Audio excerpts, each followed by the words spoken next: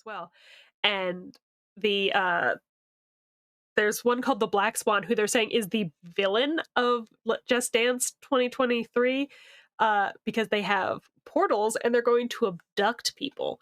And so there's this like whole other like set of lore with the coaches and the like backstories. Like there is one uh and it's weird because everyone online just refers to them as the dance where they first appeared.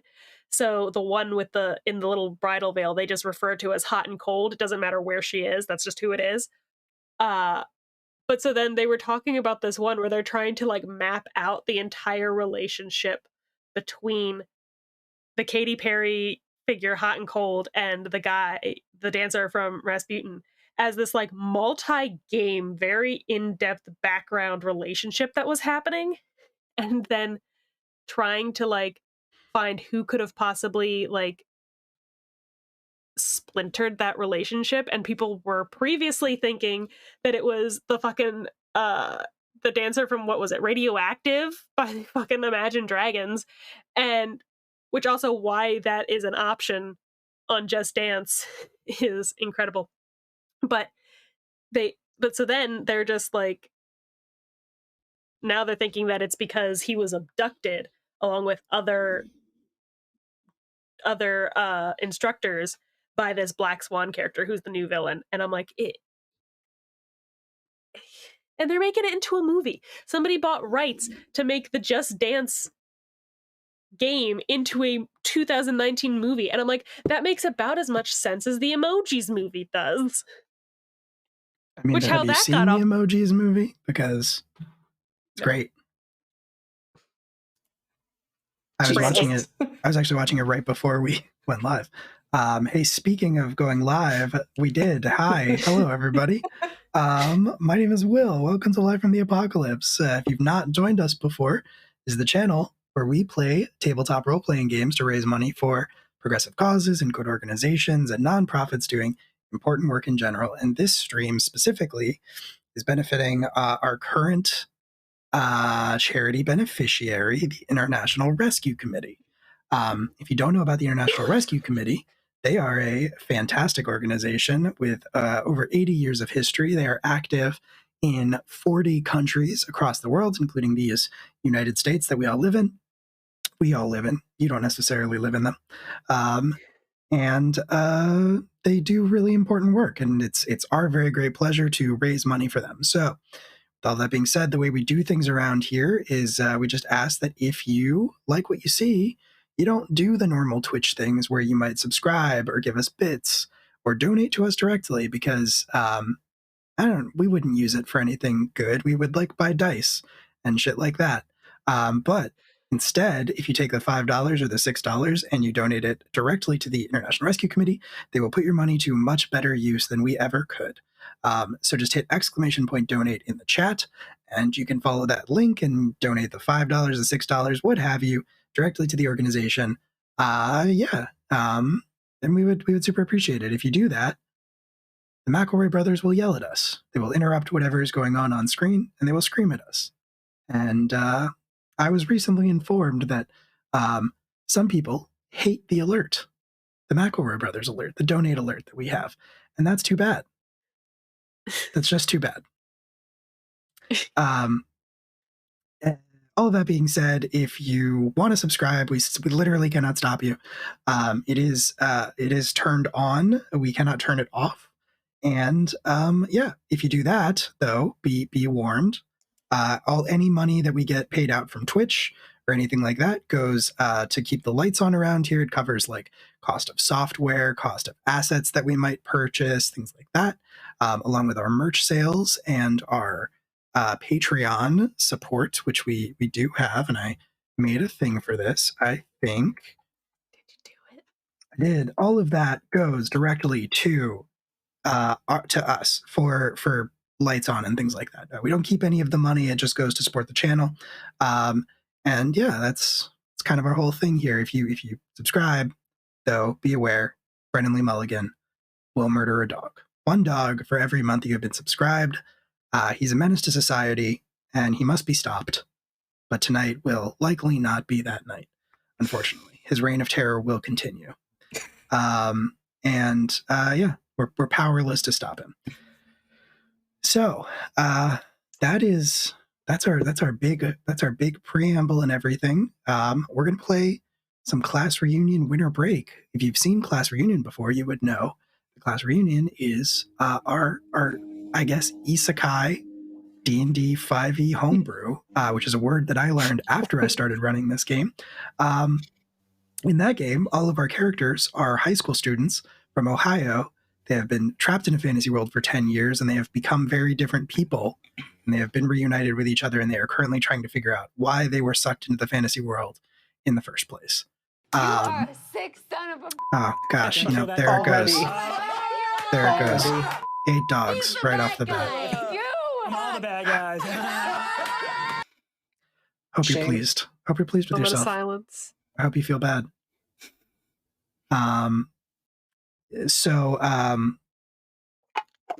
Where were we? I told you it would interrupt everything. They're high school students from Ohio, trapped in a fantasy world, etc., etc. And they I'm sorry, Justin, we don't use leaders in the States, so you're gonna have to be more specific. If you could use the imperial system to quantify the dogs, I would appreciate it. What was I saying? Ohio fantasy world. This game, our friend and player of Class Reunion, Corey, works a job that unfortunately requires that he be doing stuff over the holidays. And so we took a quick break from Class Reunion. It'll be back, I believe, on December 20th. But in the meantime, our friend and yours, Andrew, joined us for a side story. Andrew cannot be here tonight, and unfortunately also Raph cannot be here tonight. So this is a very pared down cast of characters here. It's going to be a Hazel and Ambrose little shenanigan. It's a buddy cop movie. Buddy cop movie. They unfortunately can't be here tonight, but Class Reunion Winter Break is a side story that is set back in the Class Reunion players' hometown of Avalon, Ohio, and it focuses on the Avalon Historical Society, the secret society in their hometown dedicated to protecting it from magic and monsters and things like that. So far, you've done a little bit of that. You killed some trolls last time. We did. And you saved a lady and found a brain spider, and that's about everything that's happened so far. You're all caught up now. Yep. Depending on when we start, that brain spider may or may not still be in the glove box of my car. Yeah, we'll get to that. We will get to that. Don't worry. I think that is pretty much everything that we have to say as a preamble. So we can just do some quick introductions in case you've never caught us before. I will mercifully go first. Let's see. Yep, that still works. Cool. Hi. Like I said earlier, my name is Will. I am one of the GMs and the organizers here. Thank you so much for the follow. Thank you so much for the follow, Obscured Morality. Welcome on in. Hope you like what you see here. Just fucking grip it, baby. Thank you. Slop that down, dude. Shit, dude. Crack one for the big boy. Thanks, Will's mom. Thanks, Will's mom. Thanks, my mom for donating.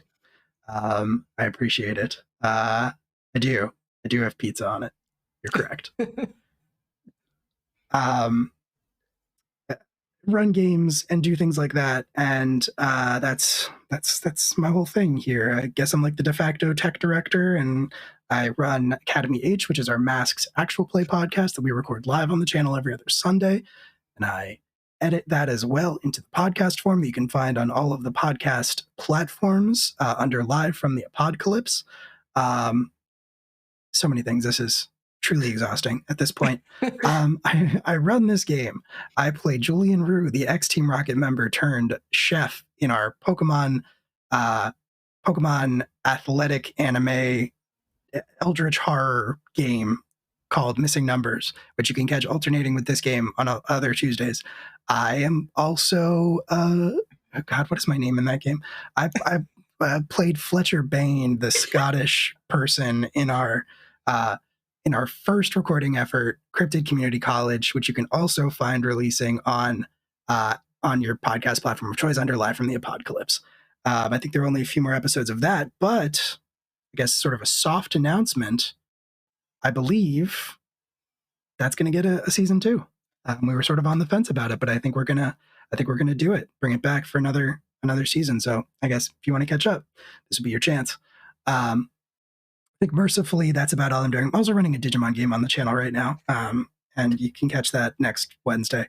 And I'm going to stop talking now. That is my handle on Twitter and also Hive now. If you want to follow that on Hive. If you're here from Hive, welcome. I did post a going live announcement there for the first time. Yeah, so follow Twitter, all that stuff if you want to, and that's it for me, which means that we're going to move on to JD. Oh, dear God. Okay. Hi, I'm JD. I have completely forgotten how to speak, which is going to make tonight really, really fun, because that's what my character does. They speak and use their words as weapons, so this should be interesting. In this game, I play Ambrose Asher, our bard. I am also in Class Reunion, where I play Hunter, our agender ranger with a thorn horse. I am also in Academy H. Basically, I play in like 90% of the games that Will runs, and then Will plays in like 90% of the games that I run. And we very rarely ever play in games together, which is sad. And I am also currently with Tales from the Table, where I am playing in their SCP Foundation game, Crumbling Foundation, which is every single Monday. So you will get lots and lots of horrifying content as we discover eldritch abominations. And I think that is it for now, because my brain is super fried, because I have not slept. You should do that. You're so good. You were up late last night. Julia. Hi, I'm Julia. I'm the local Delaware cryptid. You can find me at HexWhat on pretty much all social media platforms, Hive included, because I will be damned if I lose my username anywhere. I don't know if anyone remembers when Verge happened for 20 seconds, but I made an account just so that nobody else could. I don't know what that is. No. Yeah, no. See? I feel like that's a fever dream. I will not be outdone. Yeah, I play in this game. I play Hazel Petrovich, who is a warlock with, a very keen sense of duty to trapping things in her book. It's a fun little pastime, fun little hobby. I play Kelly Violet in the regular class reunion, which is my nightmarish cleric rogue hybrid. Kind of a nightmare set of classes to stack, but I love it. And I also play Lyra Kroll in Academy H, which is the Heroes game. So I'm around, mostly on the Discord, but I'm around. It's true. We are all around. And hey, while we're at it, somebody mentioned it. Let's do the Discord, shall we? There's a community if you want to join it. It's full of great people. We're all there. And we're putting together a big streaming thing for December. We're going to do 12 days of games. And we're just going to stop for Christmas Eve and Christmas, and then the rest every other night between, I think, the 17th and the 30th, maybe. Not sure. We are going to be streaming a game that you can check out on the channel here. We have an open submission at the moment until the 30th for GMs and games. If you would like to submit one, you can find more information about that in the Discord or on Twitter. Your choice. And all that being said, I think that is enough preamble and enough talking from all of us, and we'll just get right on into the game. So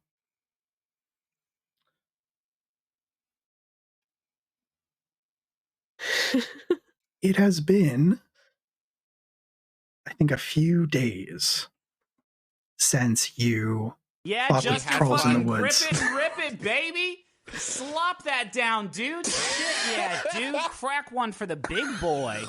Thank you, Buddy Cop episode, for your donation. We appreciate it.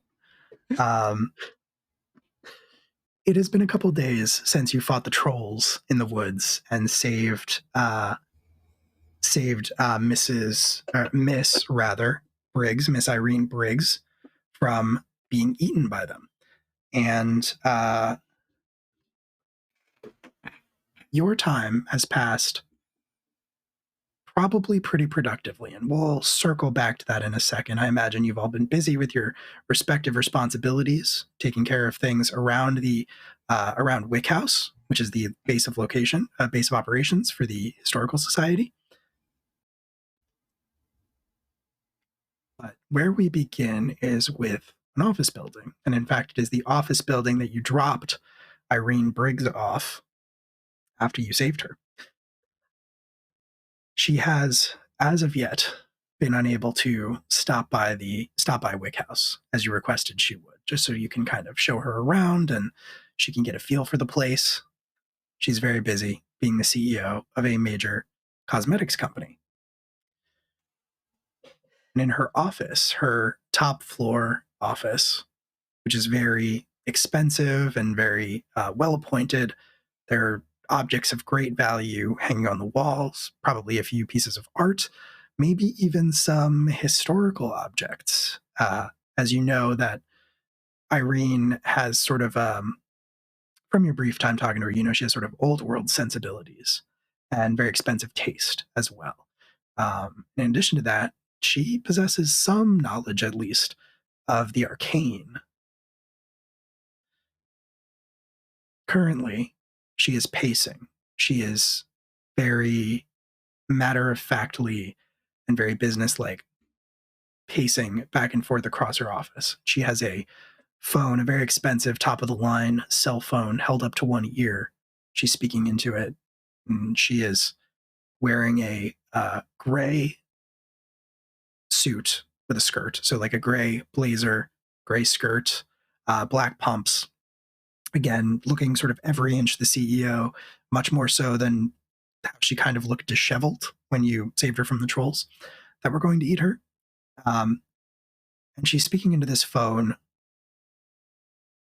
And despite the somewhat impatient or frustrated expression on her face, she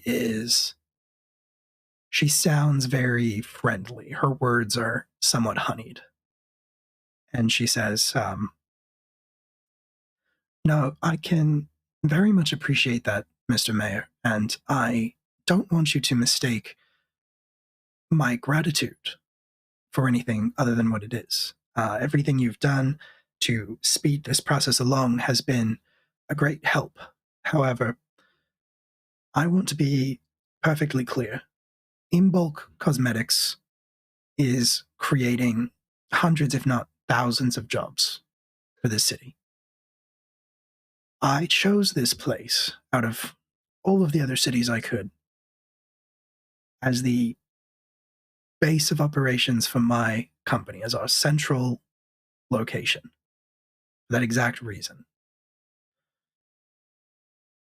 If we're not able to come to terms with a mutual recognition for exactly what it is I'm trying to do for your city,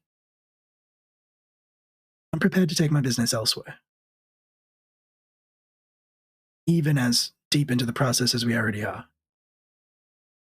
And I hope you'll consider that when the building request comes across your desk later today.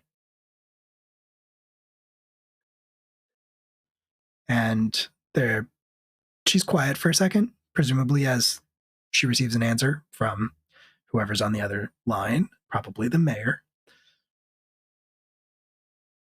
And she smiles now. A smile breaks out across her face. She says, I'm very, very gratified and grateful to hear that. And I look forward to hearing from you again. Have a wonderful day. And she hangs up the phone. But she does not stop pacing. She continues moving around her office in a very set pattern.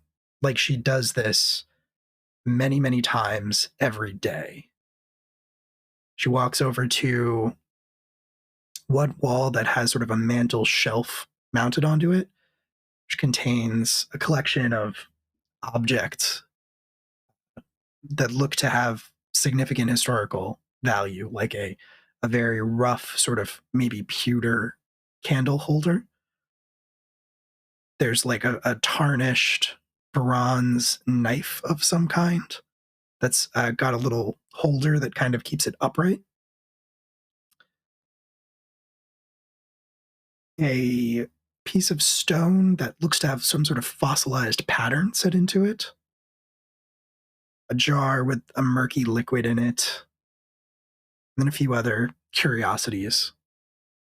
But she walks over to that and she walks next to it, sort of touches very gently each thing in turn while she is lost in thought. And she continues to circle around her desk until she comes to the other side where there is a large mirror set into the wall, clearly for this exact purpose, for examining to make sure that, her outfit and her makeup are impeccable. She stops in front of it and she looks at her reflection, gives herself an up and down, and puts her hands to her temple, rubs at her temples, closes her eyes, sort of mutters to herself, and she says, God, not this again. Not. It's not. You know better. She opens her eyes and she looks at herself dead in the face again, and she says, Ingrid, you know better. I'm sorry, Irene, you know better. You know exactly what's going to happen. You know how this is going to play out. It's not worth getting involved.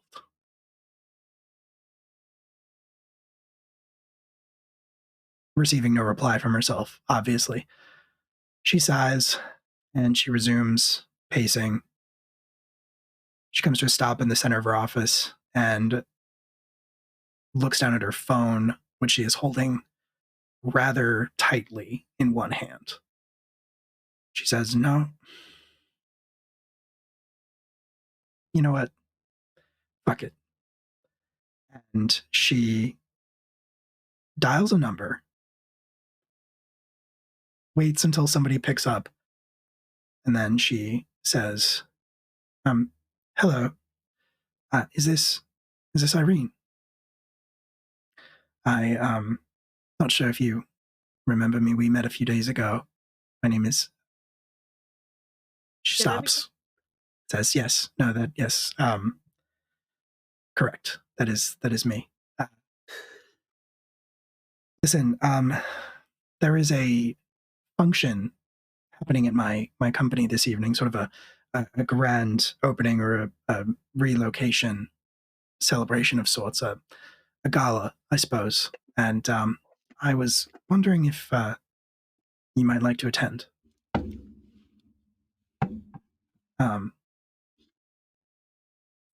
She's quiet again as she's listening on the other end and says, "Great, yes, no, that's wonderful. I will." She hesitates. Would it be a bit much for me to send a car? Yes, I thought so. But I'll simply see you at 8 then. And she hangs up the phone after that. And this smile, very different from the rest of the expressions that have appeared across her face so far, this very genuine smile that almost has sort of a schoolgirl quality to it. She looks much younger in that moment than she has previously. And kind of clasps the phone to her chest for a second. And we cut away. Across the city of Avalon to a more removed location of the city where there are a few acres of grounds that are a little bit wild, not quite overgrown, but the only way to move through them are via a couple paths that have been carved out over the years, one or two of which have been paved with road to allow cars to move along. And up one of those very long driveways through this small expanse of wilderness At the top of a hill, there is this old house. It is in very, very, very good condition. It's made of brick primarily, and it has sort of this not quite Victorian aesthetic to it, but it very much has that feel of the old world as well. And aside from some oddly shaped topiaries that don't resemble any animal or anything so much as they do just shapes, and a standing uh, standing archway of stone in the backyard. It appears to be a very normal house, except for the sign over top of it that reads Avalon Historical Society. And then there's a panel set into the wall, set into the brick next to the door that reads Wick House. And inside of Wick House, the various employees of the Avalon Historical Society are going about their day. Like I said, it's been a few days since you had the encounter with the trolls in the forest, and since you found a brain spider sort of riding shotgun in a child who was there for a field trip. Hazel, you shoved said brain spider in your glove compartment. Is it still there? Did.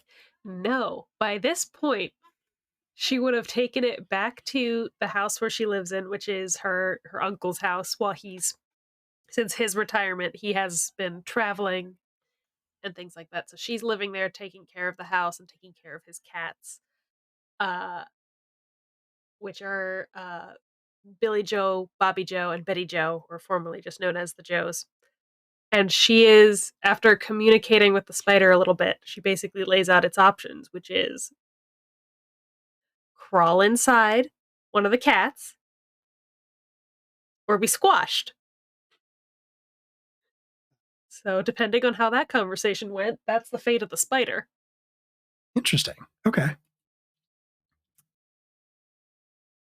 Upon expressing this to the spider, which I guess you still have in the little jar, little mason jar that's closed, it kind of points. And again, remember, this is a very sort of like, it's almost translucent. It's almost like this sort of glassy consistency that if it was holding still, you might not even see it at all, depending on how closely you were paying attention. And it's sort of spider webbed through with what could be cracks or maybe like a vein structure of some kind. You're not too sure, but it has this like pinkish tinge to it, and it appears to be growing darker. It appears to be getting darker in hue the longer you have kept it. So it was almost perfectly clear when you first found it, evacuating that kid, and now it appears to be a little bit darker a few days later.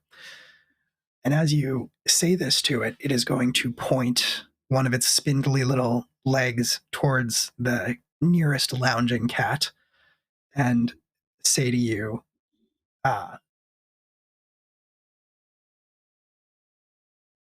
because you can speak to it, we established. Yes. Yeah. Yes.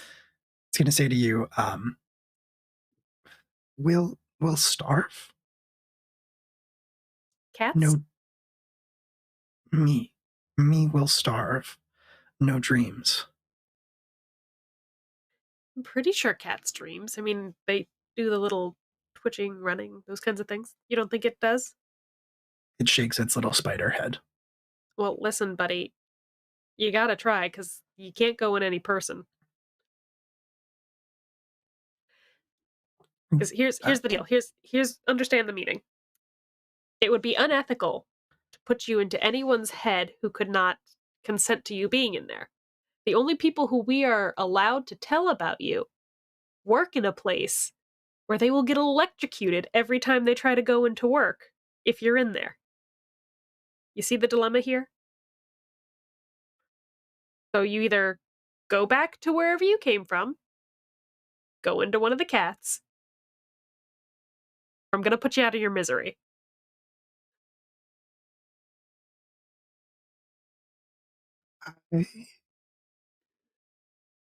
I could help. And points that same sort of spindly little leg at you. More specifically at your head. Yeah, but I have to go to work every day and I can't take you with me. So what are you going to do? Crawl in and out every day? Yes? Do you promise? It nods vigorously. You can make an insight check if you don't believe it. I think I will. Okay. I think I will insight check this baby spider. Okay. Incredible. This will probably go great for the spider. Because I have a negative. Well,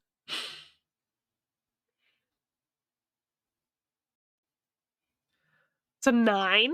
a 9. All right, cool. I mean, you don't get the impression that it's lying to you, but you also don't get the impression that like it really understands the concept of lying. Like it's been so basic, like talking to it, you know? And yeah. Fine. So do with that information what you will, but you don't get the impression that it's lying to you. It seems like it's sort of too much of an innocent. Fine. You can stay with me at night, but you have to stay with one of the Joes during the day. You can't just walk around. Doesn't matter. Fine. But okay, fine. And I will let it out of the jar.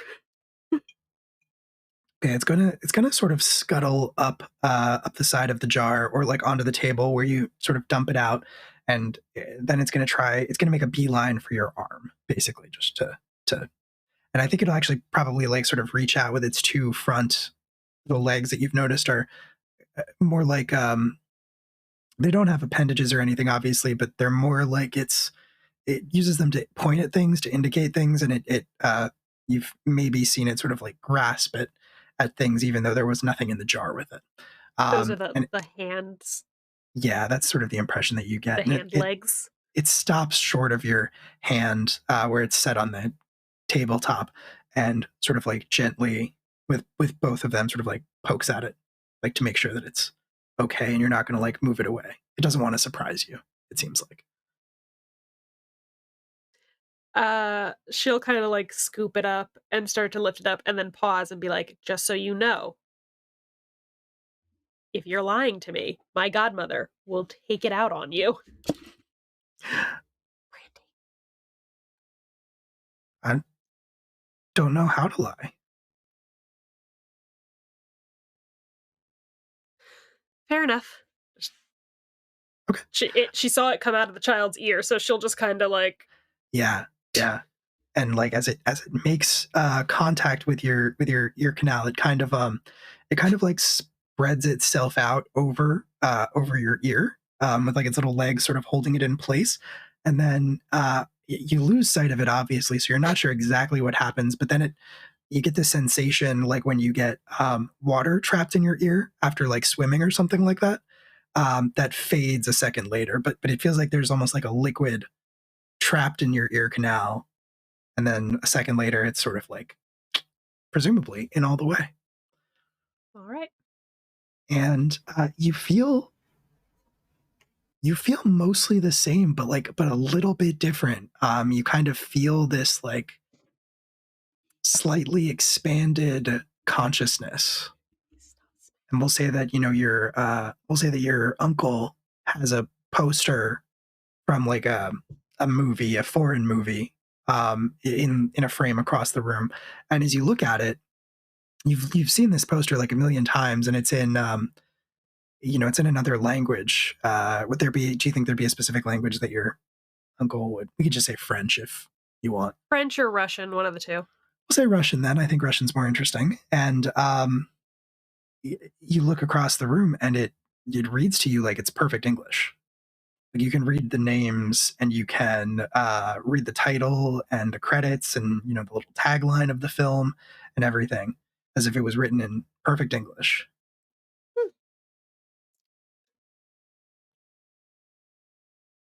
That's Yeah. handy. Sure is. So you've got a little friend with you now. And what are you going to do? Well, I mean, I guess go about her regular evening type of activities. Yeah, it's definitely, you're off the clock by this point, I would say. Um, so whatever Hazel would normally do after hours, you can do, which I mean might just be like reading or something. Uh, it's a lot of journaling. She's one of those bullet journal people who does those Mm, like really obnoxious kind of like very detailed, very beautiful like things. So she would just spend probably some time doing that, probably cook herself dinner, and then she might go for like an evening walk before she kind of like settles in at home for the night. yeah. All right. On your evening walk, what's your passive perception? Isn't it insanely high? Uh no, it's Okay. 12. I think you're All right. thinking of Kelly. I think I am. Kelly's passive is obnoxious. All right. So with a 12, um, you have this feeling like you're being watched. You can't quite put your finger on it. You can't figure out if it's just general paranoia or if you actually are, but it feels like it. It's Yeah. uncomfortable. I think with that feeling, she'll kind of like reach up like she's like pretending to like scratch herself and reach up to do this. And again, like she does previously, she'll drag her middle finger from like the top of her forehead down over her nose and she'll cast mage armor on herself. Okay. Just kind of, she's not going to overtly like stop or look around, but she's just kind of just a little cautious. Sort of a barely perceptible sheen spreads across your body. And yeah, I mean, you continue walking and the feeling doesn't exactly go away, but it doesn't get worse either. Like the hair on the back of your neck is kind of standing up and that doesn't really go away, but you don't, see anybody approaching you. You don't see anybody who looks suspicious. And I mean, you're probably on the lookout. Yeah. So you pass one or two neighbors who are also out for a walk. There's like an old couple that lives a block over, and I think you probably pass each other all the time because they go for their walk pretty much around the same time you do every night. Yeah, and there's like there's an ice cream truck with like barred windows that rolls by pretty much around the same time every night as well. That passes you, and you continue your walk, and you end up back at your uncle's house. I think go in before I go in, I'll like pretend to be checking on like the plants on the front porch and kind of at that point take like a little bit more of like a like a look around before I go in the house. Okay, in that case, I will ask you to roll me a perception check. Okay.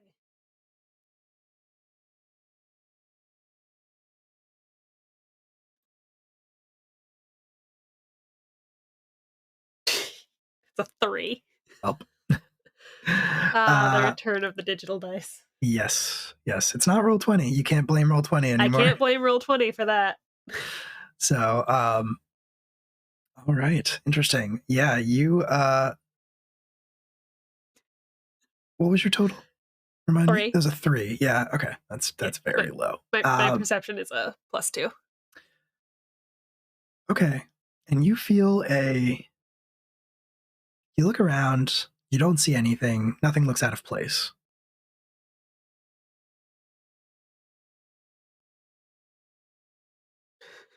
And then you feel this sort of like prodding in your brain.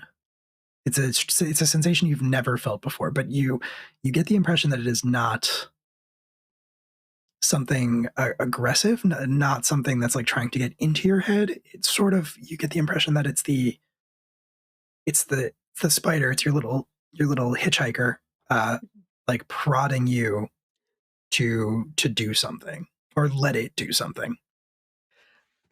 I think Hazel will say out loud, but not like shouting, like whispering to herself, like she'll be like, what do you want? You're not sure if the spider can speak to you when it's in your brain. It certainly is not saying anything right now, but that feeling, just kind of that poking, sort of keeps going. She'll kind of like stand up, look around again, and then she'll go just arms up, kind of like in an exasperated kind of shrug and be like, all right. And just Okay. see if anything happens. All right.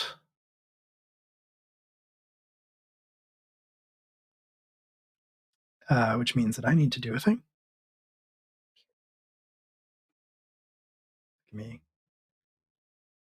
Give me one moment.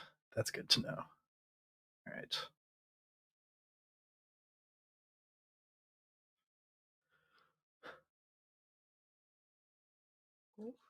Oh, okay. Interesting.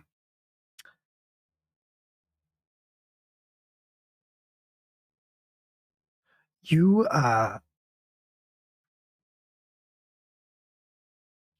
you immediately get the impression that you are in danger as you sort of perceive, not so much hear, but perceive the surface thoughts of something that you cannot see. Uh, something that is biding its time and waiting. So you're not necessarily in immediate danger, but you feel malevolence.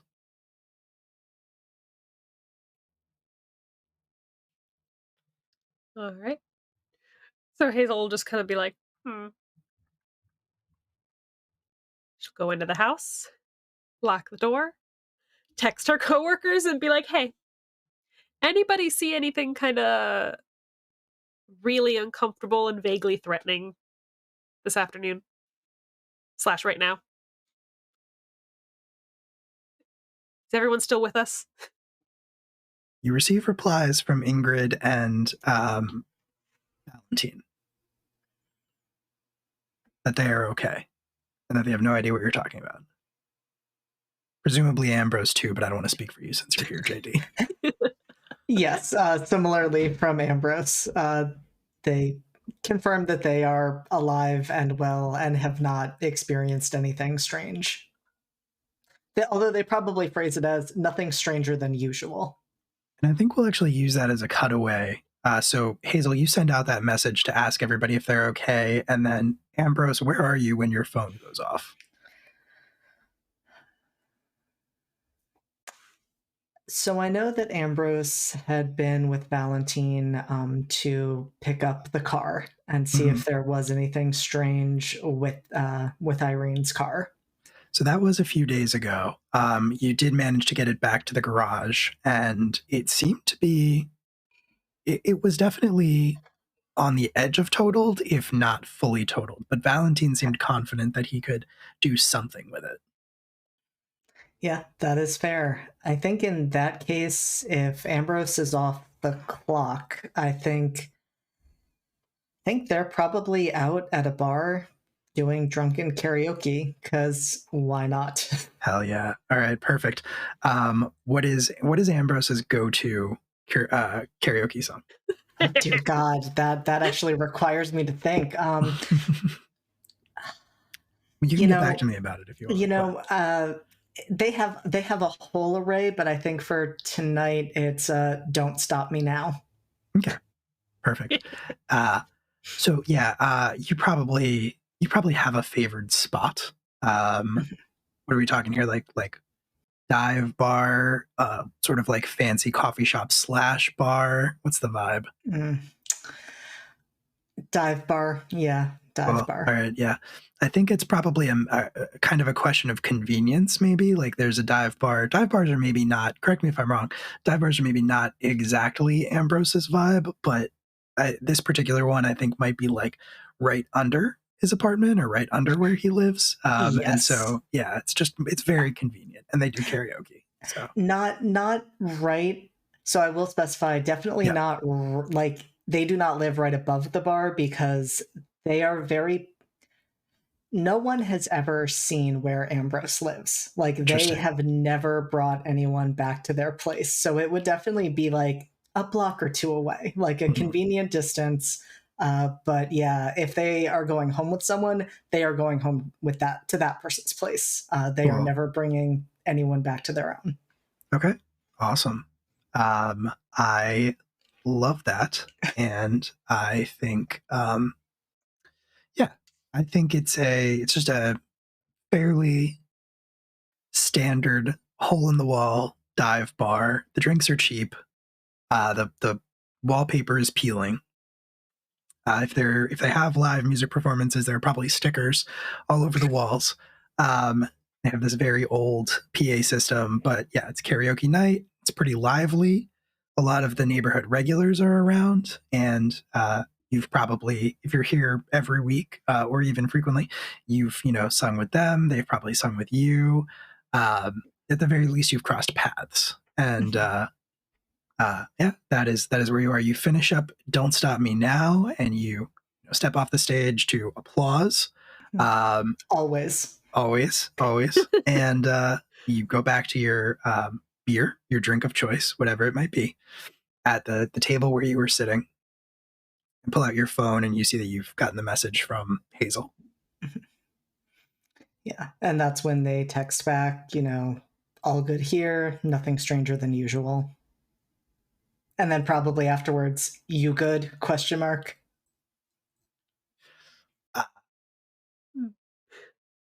As you send that, somebody sits down across the table from you, and you know this person, so it's not surprising. It maybe catches you by surprise because you're sort of lost in your phone, but a woman sits down across from you. She's about your age, maybe slightly older. She is heavily tattooed, and her hair is a series of like red tinted dreadlocks. She's an array of piercings and is dressed, she's wearing like a leather jacket, some kind of like very faded band shirt underneath, jeans, boots, but clearly has put a lot of effort into this outfit, even though it appears very casual. And the jewelry that she wears, which is substantial, sort of accentuates her tattoos and even matches them in some cases. So she has like some colored symbols across her knuckles, and she wears like rings that alternate with those tattoos of like matching colors. And yeah, you would know this woman. Her name that she has always given is Kira. You're not sure if it's a real name or a pseudonym, but I think. Well, I won't tell you this. You can roll an insight check if you want to read her, but she appears to be fairly intoxicated, not dangerously so or anything like that. But you can tell that she's got a little bit of a sway. There's maybe a little bit of a slur to her speech at this time of night. And she sits down across from you and she says, that was amazing. I mean, it always is with me, Kira. How are you doing tonight? I bet. She like rests her hand on her chin and sort of shamelessly stares at you. And she says, I'm good. I'm good. I could be better. Would there be anything I could help with? Well,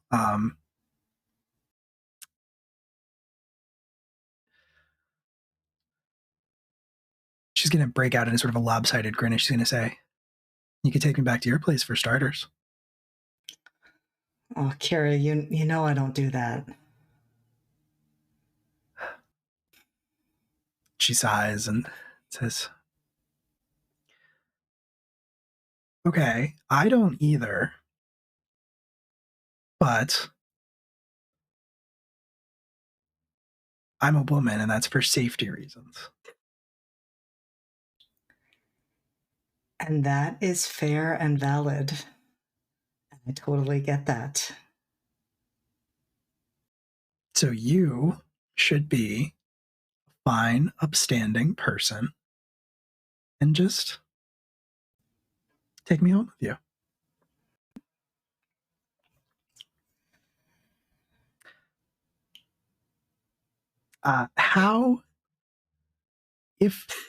Let me ask you this. If Kira were to make a persuasion check, is there a chance she could convince Ambrose that this is a good idea? Or is it just something that Ambrose believes in so strongly they would never go for it? I feel like that's hard because part of me wants to kind of ask how long Ambrose has known Kira. At the same time, Ambrose has not let their own family visit them there. So I would say like their belief in this is pretty strong. That's fair. Okay, so to me, that sounds like maybe I should make a roll. I think so. I think Kira and Ambrose have been doing this dance for a while. I think that you've always kind of rejected the idea, but Kira's never really let up, but she's also never really pushed the issue too much. Like, she'll joke around with you up to a point, but she'll back off when it becomes clear that it's, it's a no, it's a hard no. So let's see. No, and I think that's fair because I do think Ambrose like is wavering a bit. So I think that is fair. We'll see how this shakes out. Okay. Interesting. All right. So that is going to be, what is that? That was an 11. Okay. So that is going to be an 18, which is pretty good. I am not going to play your character. I'm not going to say that you have to do something, but she is pretty convincing. And yeah. And I think that makes sense because I think, even from the moment like she sat down, I think Ambrose has been wanting things to move forward with Kira. And so I think that they are kind of starting to crack, and like in hearing her very reasonable, I have concerns about safety. I really want this. They really want this. I think they're going to kind of take a sip of their drink, consider things for a moment, and then say, well, Kira, there's a first time for everything, and I think maybe I could make an exception. Well then, what are we waiting for? And she will down her drink, which is cocktail in a whiskey glass of some kind. She'll down her drink, and then she'll smile across the table at you and sort of nod her head at your drink and say, I already closed out your tab.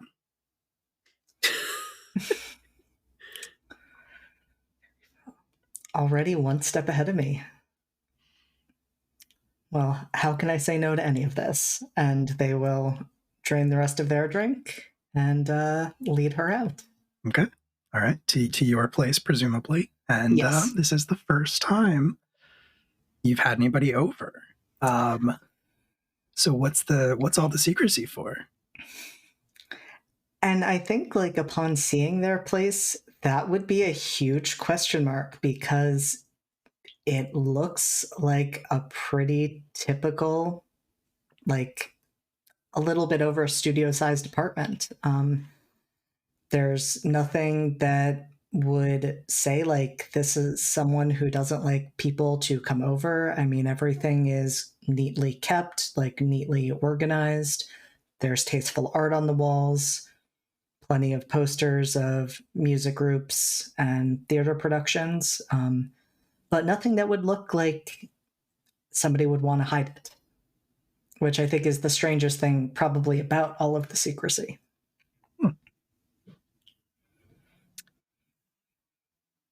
Yeah.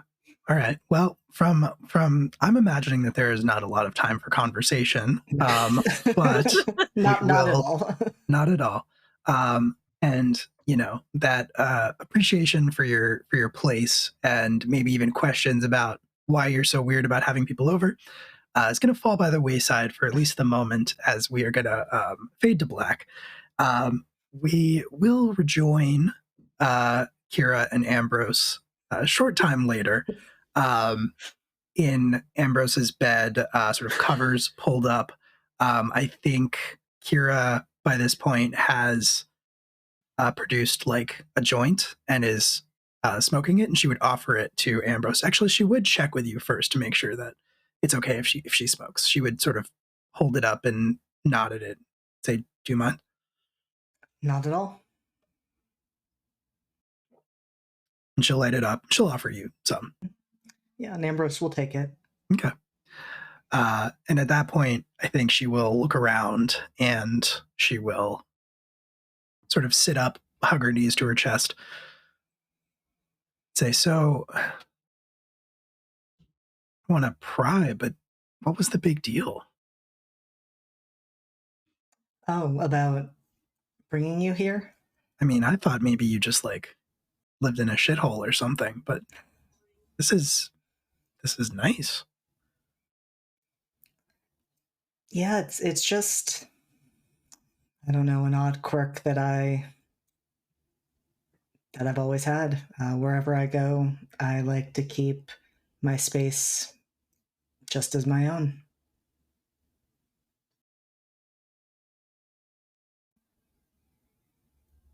Huh. She'll kind of, I think, get up from the bed, probably take the sheet with her and kind of wrap it around herself a little bit, like almost like a toga, but it almost looks like a dress. She's moving around, and you can sort of see all the tattoos all over her body. And she will sort of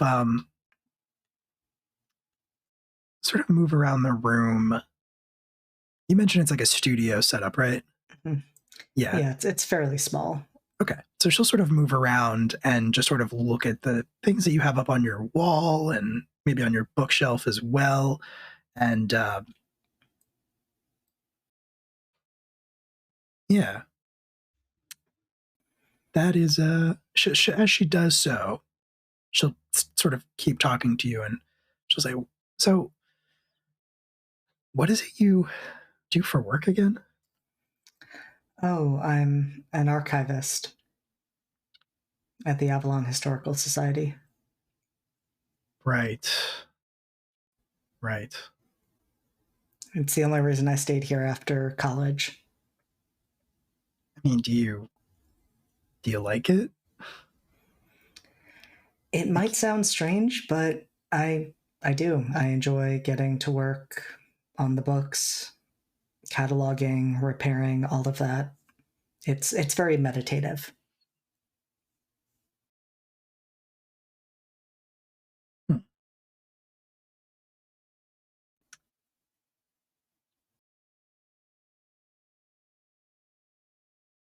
Okay.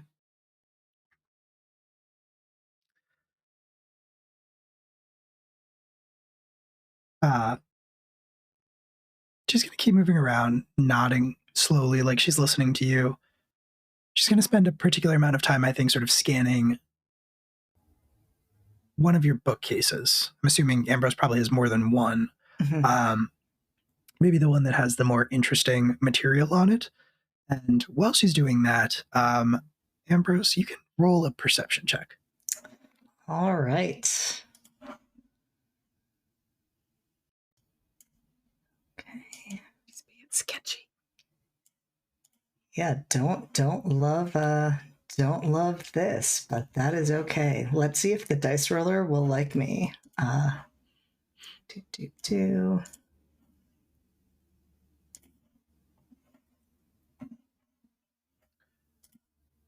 Ooh. Fancy.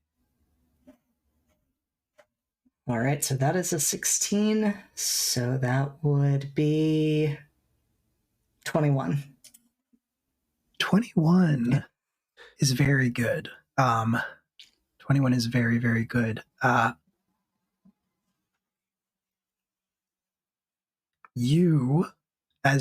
you're watching Kira move around the room, Ambrose, you see a sort of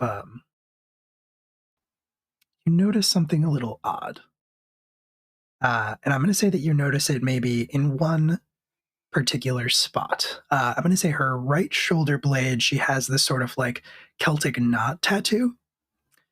And as she's looking at your bookcase, she kind of stretches a little bit. She's tucked the blanket into itself, like almost like a towel across her chest. And she kind of stretches her arms up over her head. And you see the muscle of her shoulder ripple, but the tattoo doesn't move.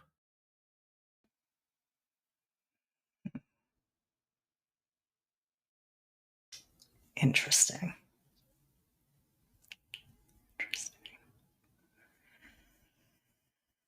So they definitely catch that. They do not comment on that, but they are definitely watching Kira much more closely as she's moving around their apartment. I will say Ambrose doesn't have anything there that they would particularly care if it's seen. Like all of the books on the shelves are like very normal books for one to have on their shelves. Yeah. So like nothing from work has come there. Nothing that would speak even to the esoteric would be there. That makes sense. That makes sense to me. And after a few seconds more of examining your bookcase, not an innuendo, Kira is going to turn around with that same sort of big winning smile on her face and say, so when are you going to ask me out already? Trap you now. Well, that's quite forward, Kira. This is our first night together. That's forward. I paid for your drinks and spent weeks convincing you to bring me back to your place. And that's forward.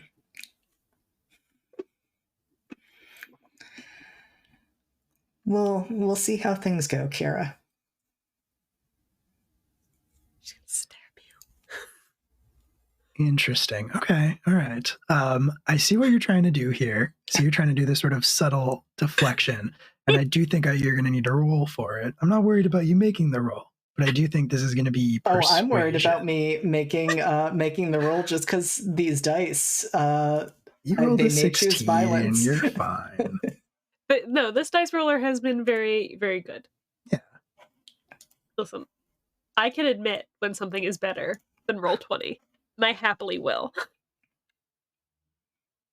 I heard you talking shit. Yep, it did. So that is sadly only going to be a 13. I mean, a 13 is definitely not terrible, certainly above average. Again, not an innuendo. So Kira's going to maybe look a little sad, but not going to press the issue. She's going to have a moment of vulnerability where she looks sad, and then she's going to nod. That moment of vulnerability is going to completely vanish off of her face like it had never happened, and she's just kind of going to shrug and then kind of like jump back into the bed to lie down next to you and cuddle up to you, try to like get into like that the nook between your arm and your shoulder, and take the joint back from you. Yeah. And say, I think she will say, she goes to take another drag, and right before she does, she stops and she says, I'm not going anywhere. And then takes the drag. And the next thing I think you know, unless there's something you want to do while she's asleep. That sounds creepy. That's fair. I didn't mean it that way. You saw a weird thing with her tattoo. I wasn't sure if you were trying to do some investigation, but I think the only thing Ambrose like would do, at least at this time, in terms of that is like, well, they are passing the joint back and forth. I think they would ask just about her tattoos and where she got them. Yeah, and she would laugh pretty much immediately and say, I mean, which ones? Some here, some there. Some of them I did myself. You're a tattoo artist? No. I did. I was an apprentice at one point, but it didn't take. I didn't really care for it. It's a lot, you know. It's a lot trying to take this like picture that somebody has in their head and turn it into something that they'll be happy with for the rest of their life. It's a lot of pressure.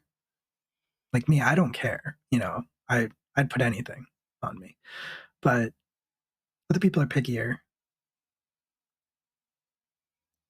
I don't know. Yeah, when you put it that way, that is a lot of pressure to have on you as the artist. Not big on pressure. I know for some people, some tattoos hold a lot of meaning. For others, it's a piece of art that's on their body. What about yours? Yeah, I wish I could say that. Maybe there's like one or two in here, but mostly it's just like things that, you know, friends had up on their walls. They're trying to get done. A few other apprentices. A couple things that I paid for, but it was mostly all on a whim. And if Ambrose gestures in particular to the tattoo where there was the weirdness, Yeah, and says, "What about that one?" I think that was St. Patrick's Day flash. Honestly, I was pretty drunk. That's fair. You can roll insight if you want. I would like to roll insight.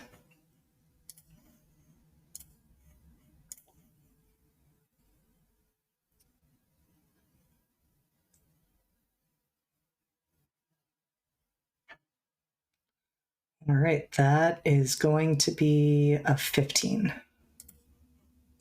Okay. 15 is good. 15 is very good. If she's lying about the tattoos, she's a very good liar. But you do get the impression that she's hiding something. You're not sure what it is, but you get the impression that she's holding something back. There are a few moments where she pauses for like a little bit too long, like she's considering what she's going to say, or like she's trying too hard not to make eye contact with you. But you're not sure what exactly it is.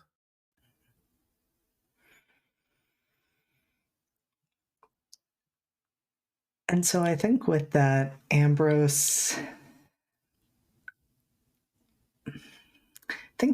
is going to say, you know, after they've caught that happen a few times, just say, "Kira, it seems like there's some other things on your mind. You know, you can say anything to me. And I will roll persuasion if you want me to." Yeah, I do want you to. I do want you to do that.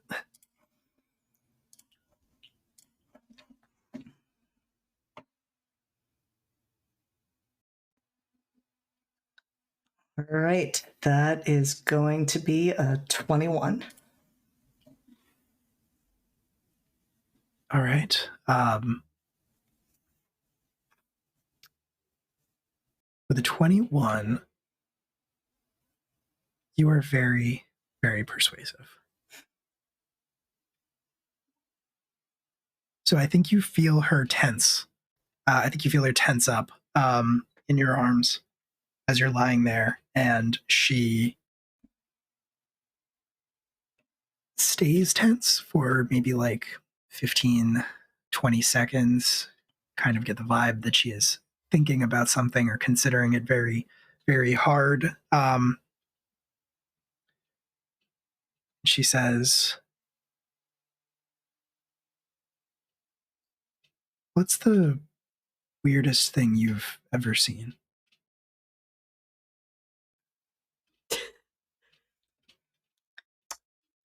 I've seen some pretty weird things in my time, but that might depend on how we're describing weird. I mean, are we talking like giant rats on the New York subway weird? Are we talking ghosts and hauntings weird? More that one. More the ghosts and hauntings? Yeah. Are you being haunted?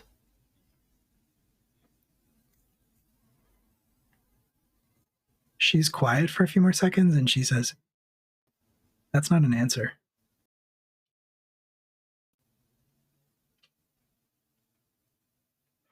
You're right.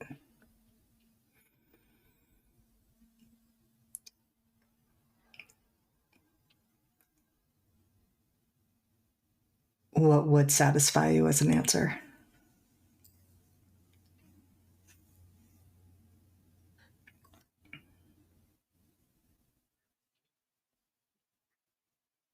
I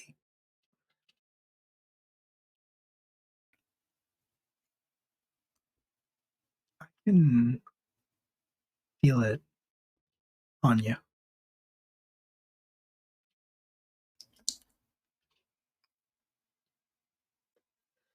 She's still sort of, her head is still sort of resting on your chest, and so she's not looking at you.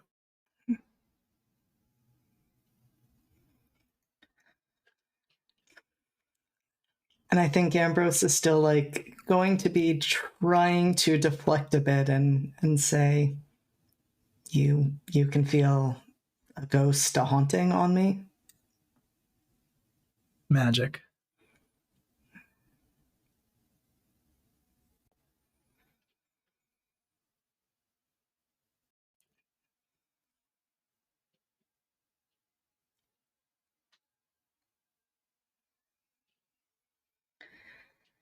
And they are going to be quiet for probably longer than is common for them, since they usually have a pretty quick response to most things. And then I think they're just going to say, "I see."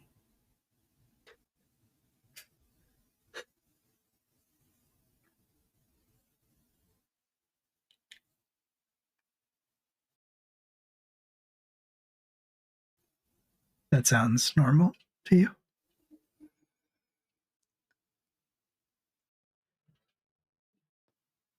That doesn't sound as abnormal as I would sometimes like it to sound. I had a feeling.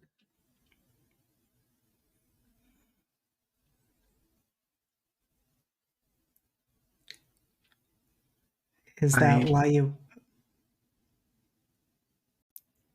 Is that why you approached me, Kira?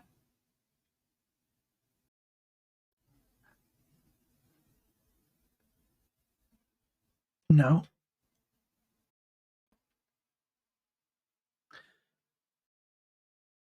Not specifically.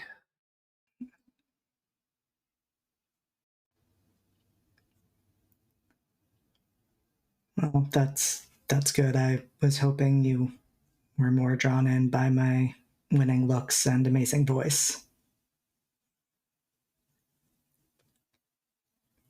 She laughs, but it's very quiet and very subdued, and it dies almost immediately. And at that point, she's going to sit up and make like strong eye contact with you, and she's going to say,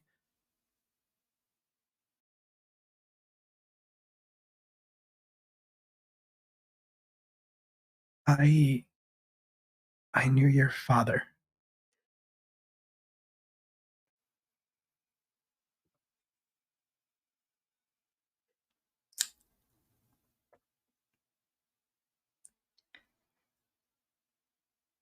And that definitely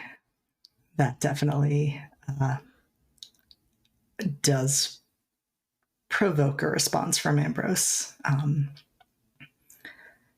Like,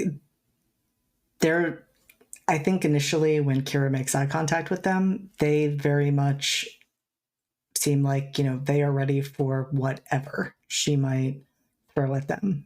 But when she says that, I think they freeze a bit. And then just continue making that eye contact and say,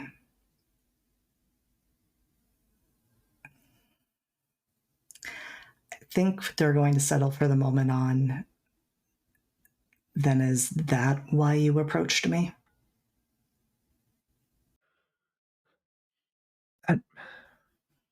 At first,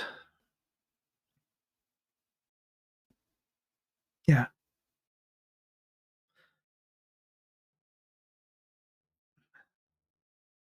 I don't expect you to believe me, but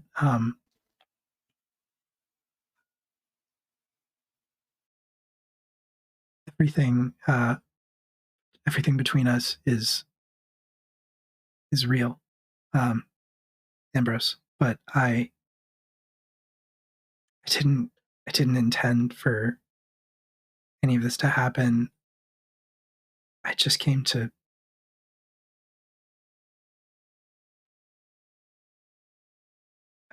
warn you.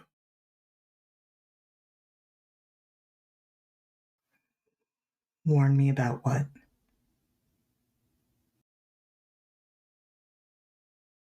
There are places in the world where people can go, where people gather. People like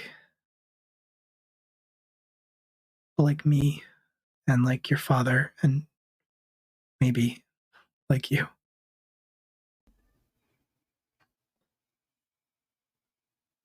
The longer I knew your dad, the less coherent he was.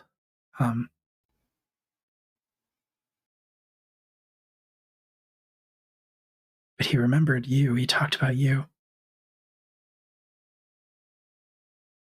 He saw things that were going to happen before they happened. Things that nobody else could see.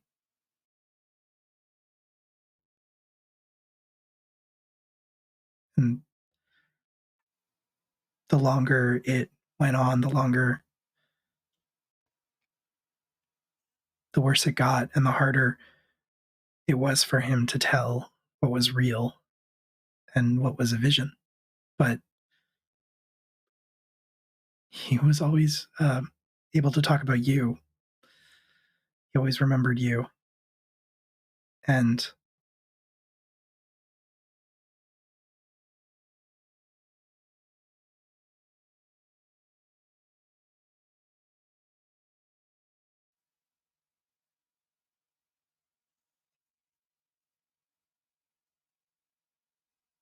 he just repeated the same thing over and over again for a month.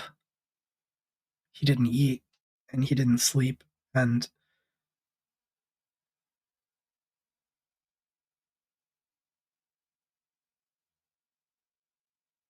I came to find you because of that.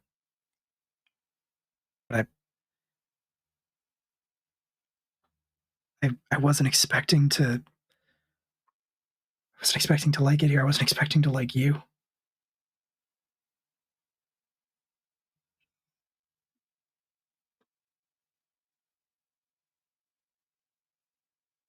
I'm sorry for not telling you sooner.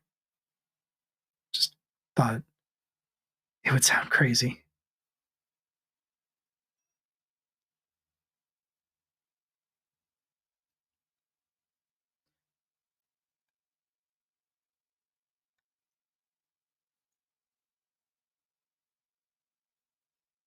Kira, are you telling me that my father's dead?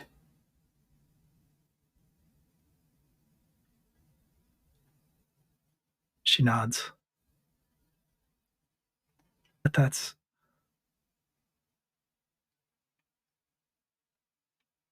not the only thing I'm here to tell you.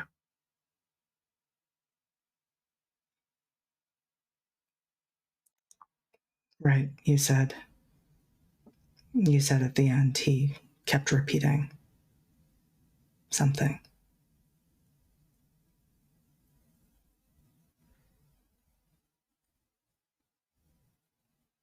He said that you were gonna die here.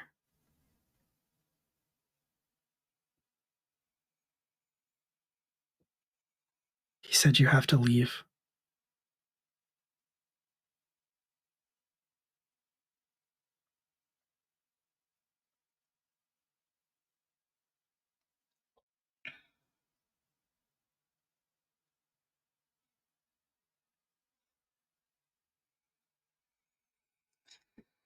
And I think at that, kind of some of Ambrose's walls kind of come back up, and their demeanor definitely shifts, and they look away from Kira and just say, "Well, I guess that's on me. I always said I'd die in this town." But we can leave. We can go somewhere else, anywhere else. Or just you. If you don't want me to go with you, I understand, but don't stay here. You don't have to stay here.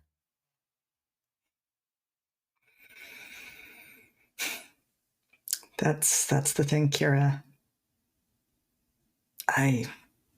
I'm pretty sure I do.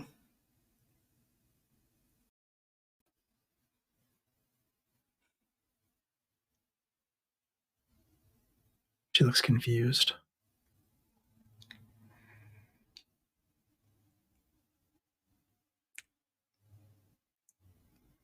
It's complicated. But I've made a promise to protect this town and the people in it. And the fact is, those people include the rest of my family.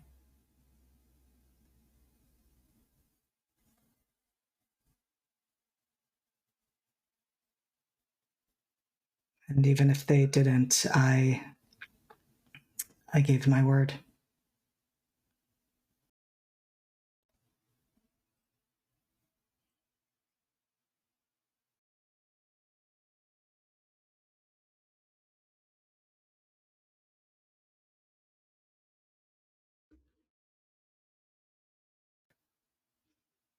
I knew him for years, Ambrose. He was never wrong. I mean, he tried at first. He tried to stop the things that he saw from happening. He never succeeded.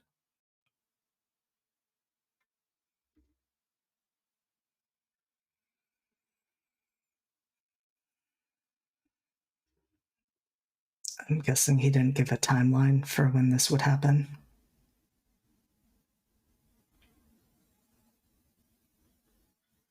No. But he got more and more frantic and more consumed by it the closer it got.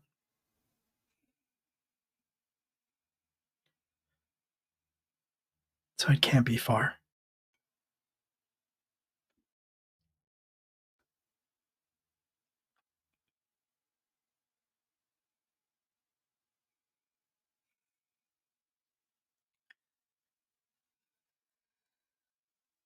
Well, Kira, you've given me a lot to think about.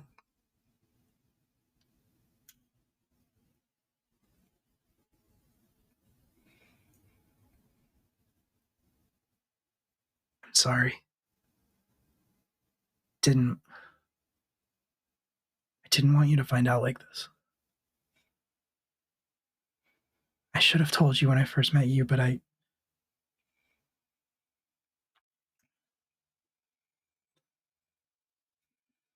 was scared. I should have been stronger.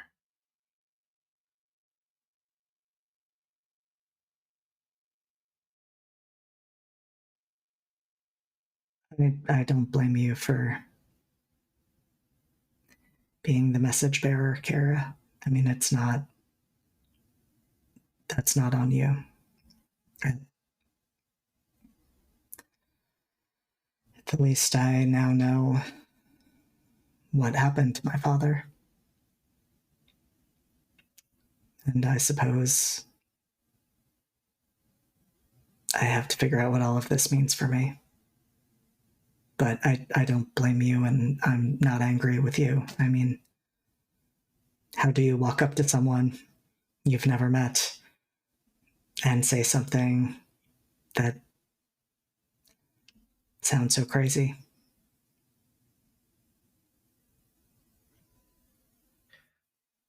I think she's quiet for a second and she just sort of nods like she's processing what you were saying to her, and her eyes are like red at this point and teary. Um, you'd notice, especially just now that you are on the lookout, that it does not cause the eyeliner that she's wearing to run. It doesn't seem to mess up her makeup at all. And she eventually says quietly, I should go.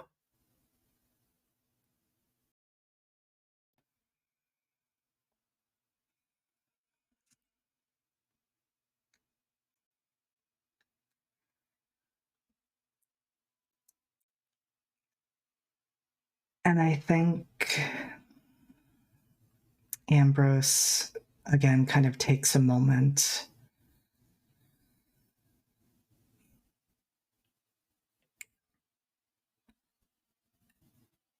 and then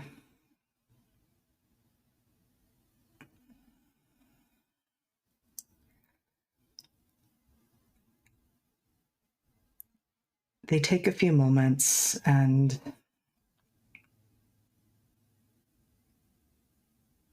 I think first say, Kira,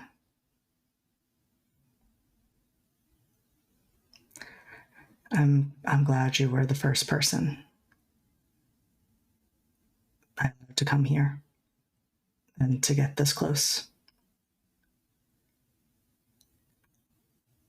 You're right, I need to take some time to process all of this.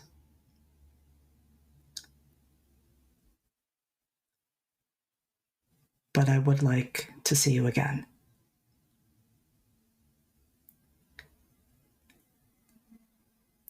And I'm not saying that no is my final answer. I'm just saying it's complicated and I need to figure out what all of this means. But thank you. Thank you for telling me, and thank you for giving me some closure.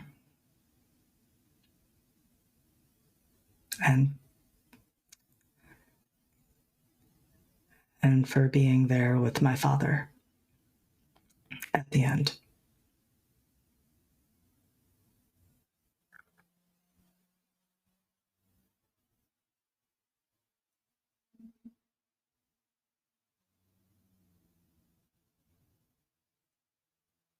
She nods and stands up and says, "You've got my number. Whenever you're ready to talk." And then she drops the blanket that she had wrapped around herself and is wearing just like a pair of underwear, boy shorts, and like a tank top underneath, and starts getting dressed. Like there's nothing strange about that at all. Like she was wearing that under the blanket the whole time. I will say before she goes to leave, Ambrose does reach out to take her hand. And I'm going to say that if she is willing, they do pull her in for a kiss. And it's probably the sweetest, gentlest kiss that the two have ever shared. She would return it, and then she would sort of break away. She's still sort of crying, and it started back up again. And she's just going to say, I'm sorry, I can't, and leave before you can reply. Shut the door to your apartment behind her.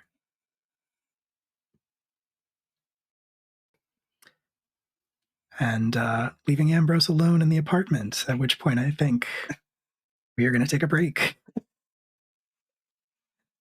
In the aftermath of that scene, I think we're going to take about 10 minutes to recuperate and gather ourselves, and then we will be back shortly. So don't go away. Stick around. That's probably the spiciest that tonight is going to get, but there's more excitement in store. I promise you that. We'll see you in about 10 minutes. Don't go away. Well, Homeward Bound 1 and 2 were some of the movies that my sister and I used to like rewatch pretty much on like a set. So we would go down to my grandparents' house, and there were like a certain number of movies that we would just always watch when we were down there, and we would always watch Homeward Bound and then Homeward Bound 2. And I remember at one point we were watching it, and my dad came in and he was like, "What are you doing?" And he was like, "Why are you just," like, he came in and we'd watched the movie so many times that we'd become completely desensitized to it. Mm-hmm. So he walks in on what is arguably the saddest part of Homeward Bound. Spoilers for Homeward Bound if you've never watched Homeward Bound, by the way.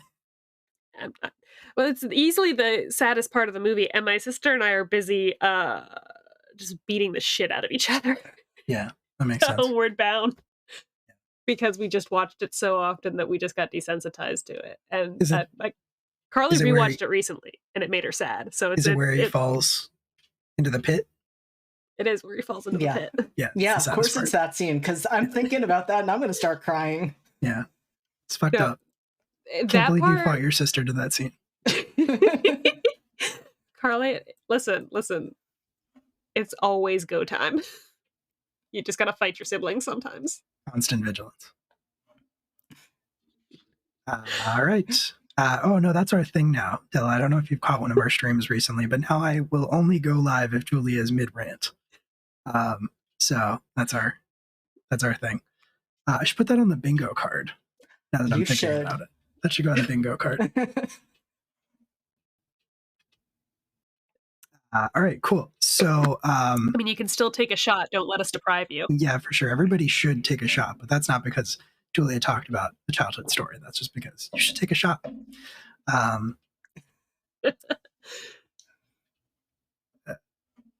was I going to say? Oh, okay, yeah. So we will pick back up, I think, the next day at the office. At the Wick House, where you've all gathered for another day of work. It is a very light day as far as your cover responsibilities are concerned. You don't have any tour groups coming to visit Wick House for information about the history of Avalon or anything like that.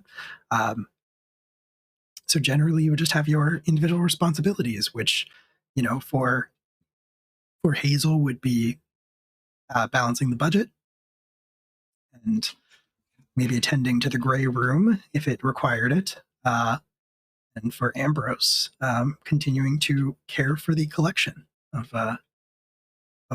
assorted novels, not novels, tomes. There's some novels in there probably.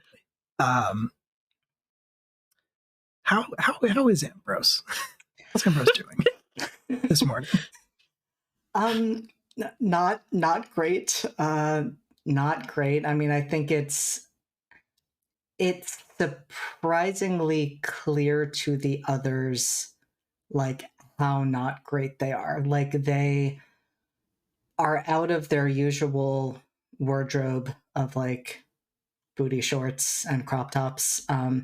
They are dressed in all black. So they're dressed in a black pair of jeans and a black t-shirt. You probably didn't even think they owned a t-shirt. You've definitely never seen them wear one.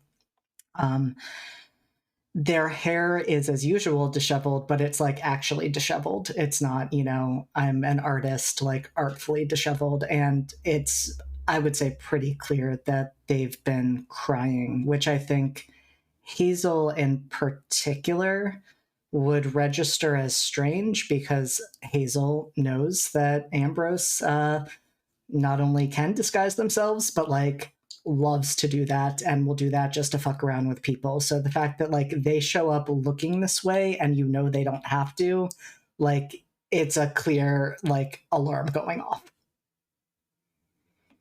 I'm going to put you two in a scene together. I'm going to say that, Ambrose, when you show up, Hazel is the only one there. Hazel, you got to work a little bit early this morning, so you're following standard office practice of whoever gets there first puts the coffee pot on. And you're doing that in the sort of shared office space when Ambrose shows up, looking worse for wear. I think definitely Hazel had a very restful night. No dreams. Wonder why. It's true. It's not so much that you didn't have dreams. It's just, that they kind of like faded from your memory as soon as you woke up, or rather you woke up not remembering what you dreamed. But yeah, it was woke very up. restful. Yeah. Dumped the spider off, went to work, started making the coffee, turns around, sees Ambrose come in the door like that, stops, and just looks at him for a second, and then goes, "Are you sick?" And they do actually pause, like, when you ask that. And I think instead of answering that in a very like rare moment of honesty, they just say, "I just found out my father died." Oh, I'm sorry, Ambrose. That's terrible news to get. I'm sorry. Did you find out? Did you find out this morning? Last night. I'm sorry. Here, you can have the first cup of coffee, the freshest and the hottest. So, are you sure you're okay to like? I mean, I know you haven't. You're entitled to bereavement. You don't have to be here if you don't like. I think this is probably the best place for me today. Okay. But thanks, Hazel. All right. Well, let me know if you want to get lunch or something, or talk about it. I don't know. That sucks. I'm sorry. That's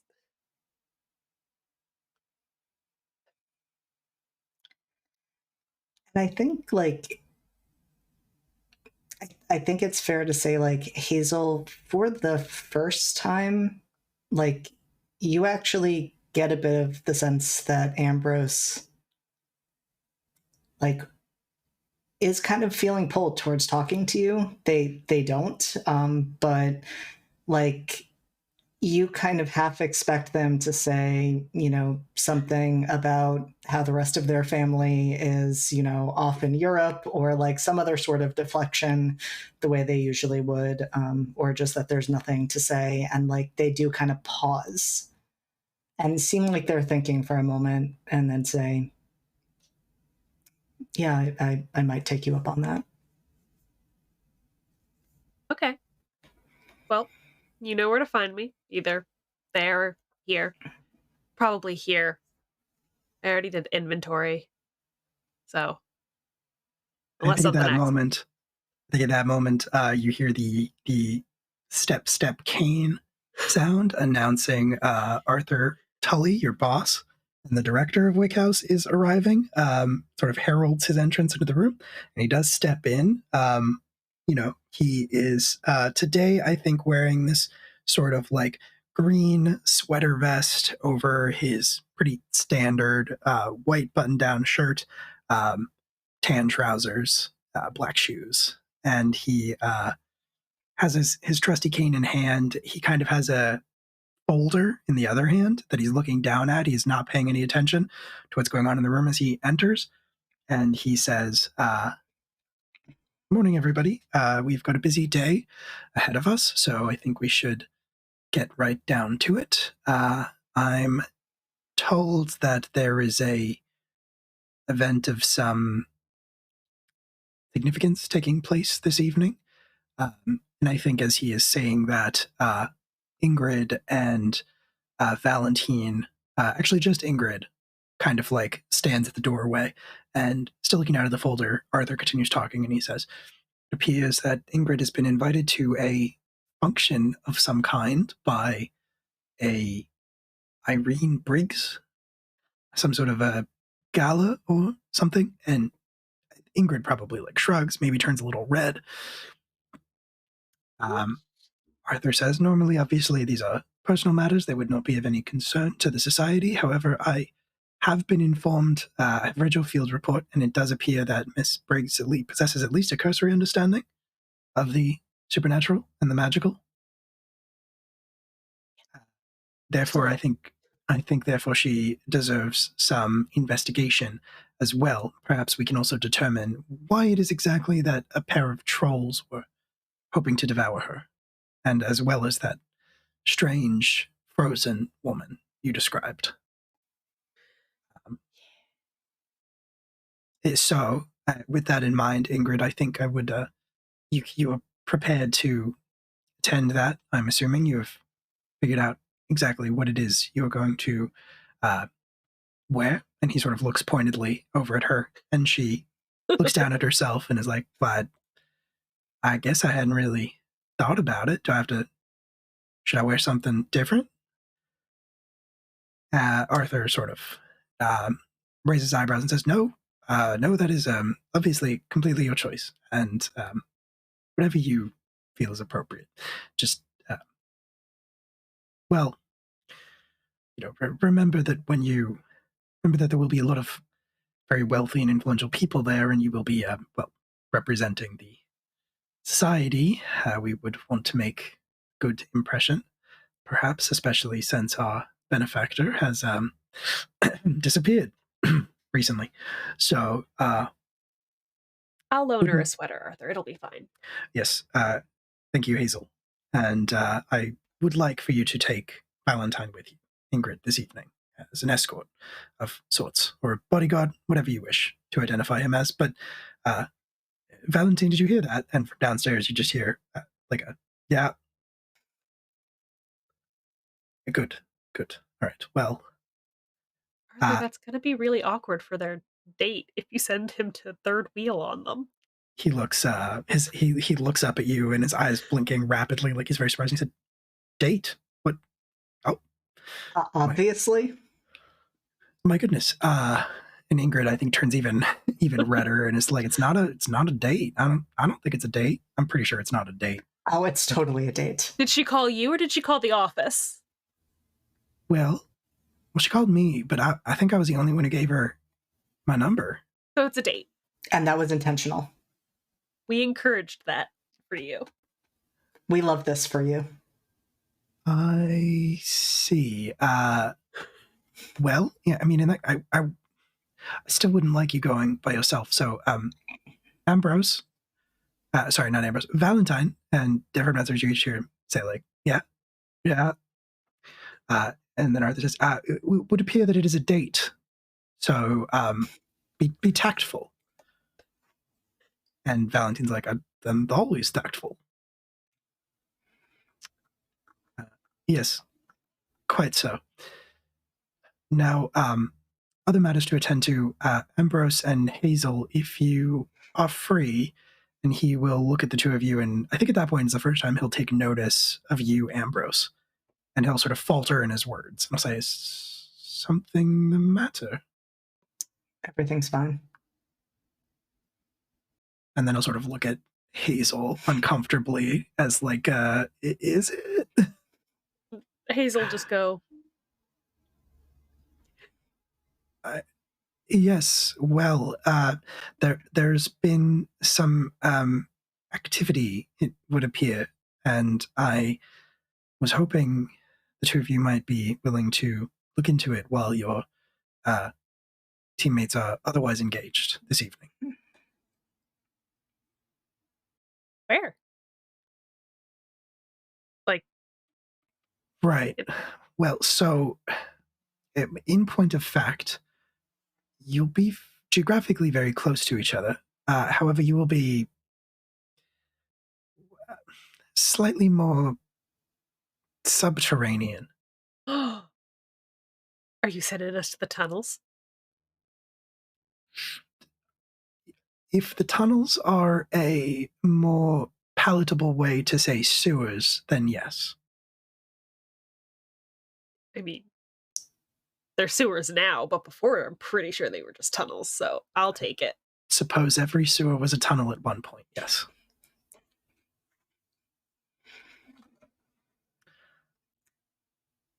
I mean, Is there a reason what's happening there? Well, the house has detected some activity. The map in the bunker, not the bunker, the map in the garage, I think it's called the garage. Put wood on a shirt. Every sewer was a tunnel at one point. Yes. Okay. Do it. All right. Why not? We've made worse merch. It's on my shelf. Yeah, the bar's on the don't floor. you dare. We have nowhere to go but up. So, yes. Yes, so there was a detection, something that pinged. And if I'm being honest, there have been several disturbances, shall we say? But it's hard to get a read on them. Because it's I the wasn't. sewers? Yes, I think so. I was not obviously the one who created the enchantment that tracks magical activities and disruptions across the city, but I have a theory that perhaps it's not quite so accurate when it comes to the underground. This is going to be so much fun. I'm very glad to hear that you think so. Yes, I knew I've you were always right. wanted to go to the sewers. Listen, how can you not be curious about the infrastructure which holds up your entire community? That's like the bedrock of your tiny solitary civilization. Also, who knows what's living down there? Like, there could be anything in there. Well, I certainly look forward to hearing all about it. The most recent detection placed the disturbance somewhere underneath the Embold Cosmetics building.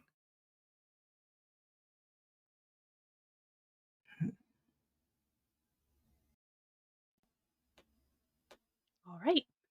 Interesting. I thought so as well. I'm not entirely convinced the two are unrelated. Yeah, I get the feeling that, like, maybe she's not welcome here, not by, like, the community, but, like, the ley lines don't seem too thrilled. I don't think the community seems too thrilled either. I mean, are I you talking suppose about what she was talking about with the building the warehouse? The Mhm. homeless people? Yeah, I mean, that's kinda shitty too. But to my knowledge, and I could be wrong, but to my knowledge, the homeless population of this city are not magic. I could be wrong. well, I mean, it is difficult to say. Not universally, certainly.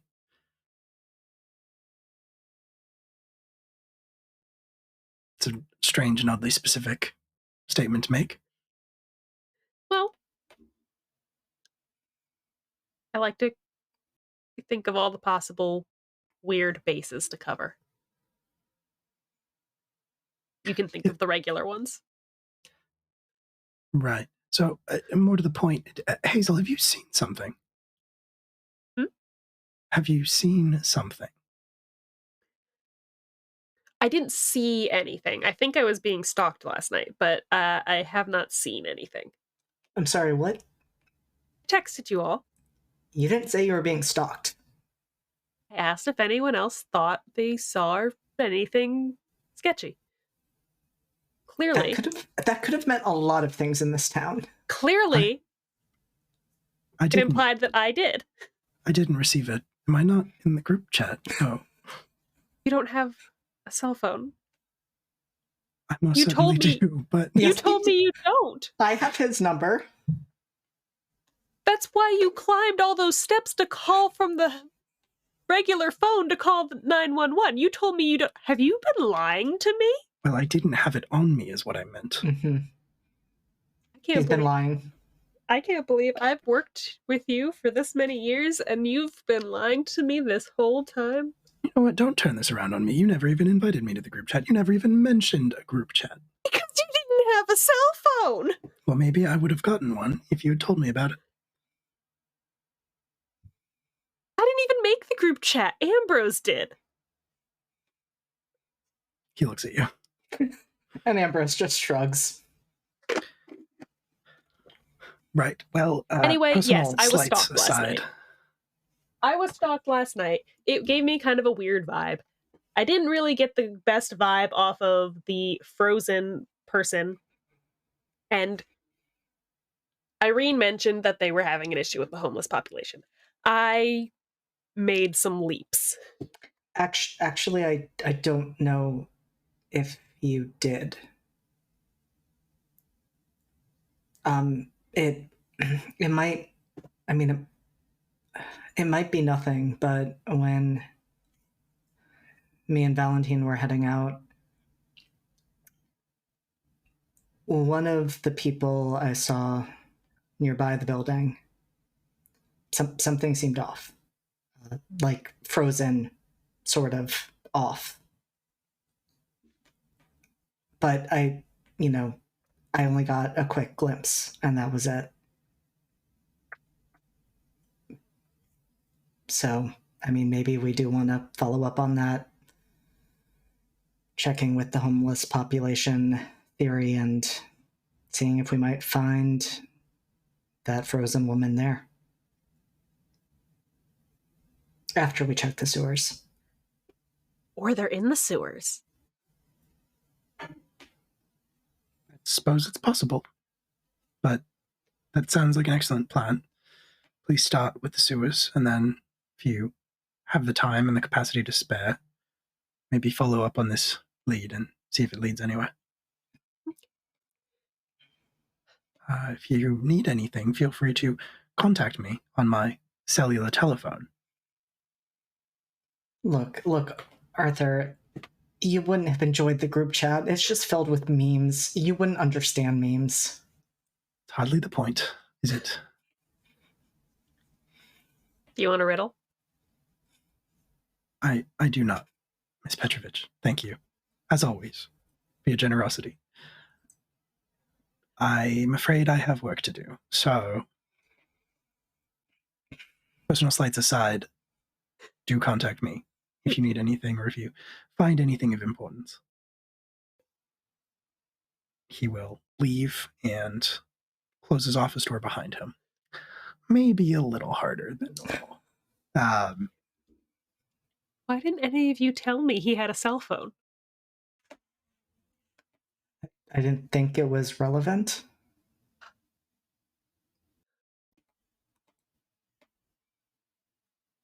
And Ingrid, I think at that point, is going to excuse herself as well. Because she has to go find a sweater. Does. Yeah, you can hear her having a brief conversation with Valentine downstairs. Then you can hear the door opening and closing. Leaving the two of you alone in the office. With the weird clocks covering the wall that you know are how the house itself perceives and interacts with you. Well, I guess the question is, do you want to go down into the sewers at night or just like in the evening? Because I don't have that much to do after I do inventory up in the gray room. Because the budget is pretty much settled until the next class comes through. Unless Ambrose takes bereavement, that would affect things. Yes. Unless Ambrose takes bereavement. But I can't do anything about that until they make their decision.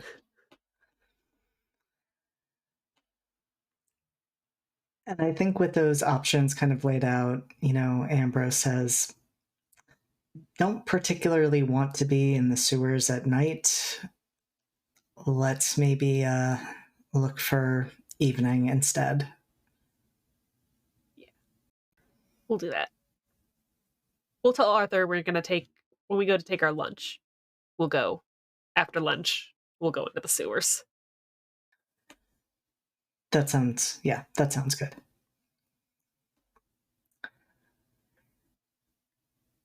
Cool. You do a little bit of work. You probably go back to the archives, Ambrose, and maybe do a little bit more work, but it's pretty hard to stay focused. And I think you catch yourself almost making pretty significant mistakes once or twice, and then kind of decide like, all right, I need to step away from this for now. I will say I think Ambrose does give Kira a call. Okay. Are you stepping outside to do this? Yes. Okay. It's pretty chilly out. It's winter. So you can see your breath in the air. There's maybe a slight dusting of more like permafrost than snow on the ground. But yeah, you put the phone up to your ear. It rings a couple of times, and then you hear Kira pick up and says, hello. Hi, Kira. Ambrose, I wasn't expecting to hear from you.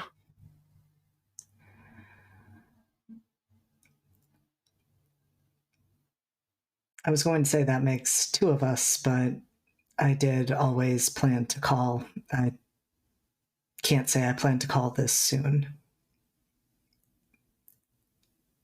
And I do wish I were calling for better reasons. I have a question for you. How much did my father share with you in terms of what he saw? There's a long pause, and she says, I believe he told me everything he could. which wasn't much.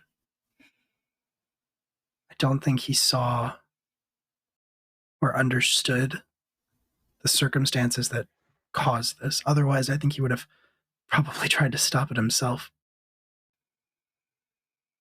If I'm honest with you, and I'm not sure you want to hear this,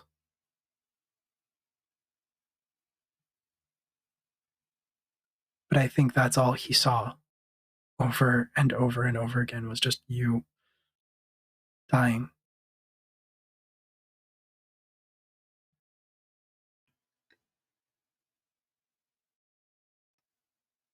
Was there any indication of how?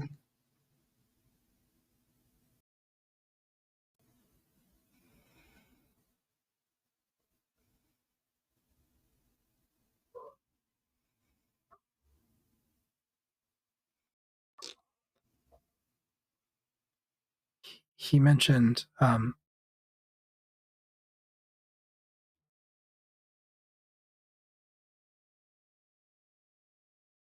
blood.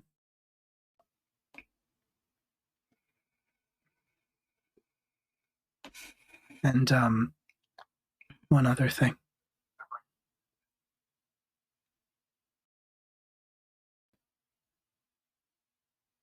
It would grow when the visions would overtake him, and it would start off relatively minor. And then the longer it went on, the more it overtook him.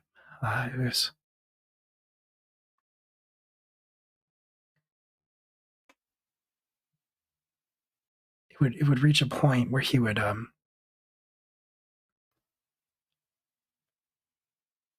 no matter what he was doing, he would stand up and he would scream one word as loud as he could.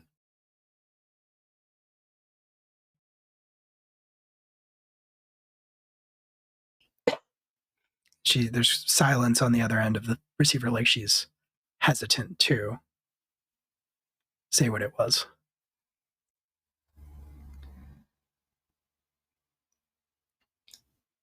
What was that word, Kira?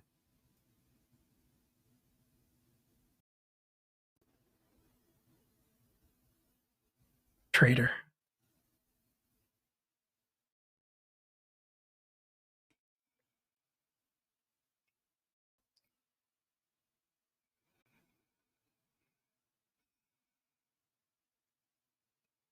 Thank you, Kira.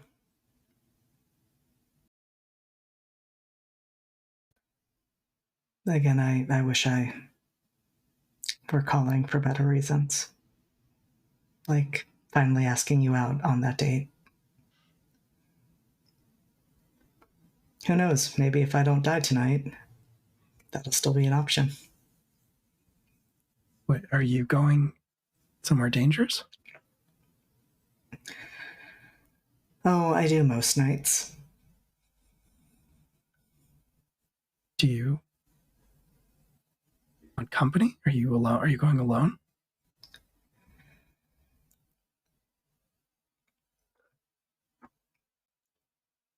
I won't be alone. But I appreciate the offer. I mean, can you give me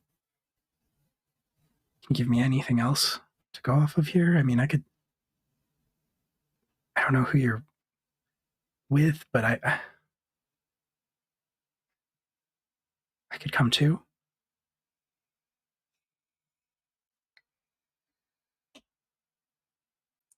I think that would require a lot of explanation and, more importantly, the stories of others that I do not have permission to tell. But if things change, and that is an option, I will let you know. And for right now, you have my number. maybe I'll drop a pin in where we're headed in case we need some backup.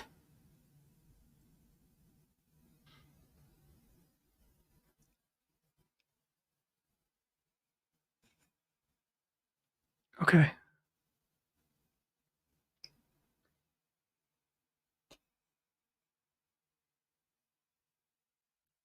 Okay.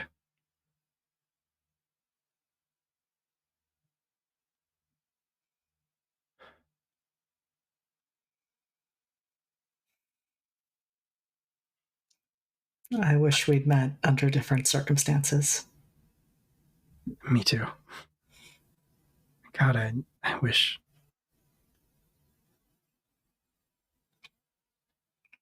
Yeah, I wish that too.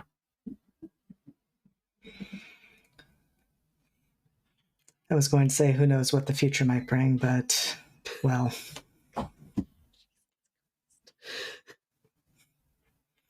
I'm not giving up. I mean, there has to be. That can't be it. There has to be something that can be done still. I just haven't found it yet.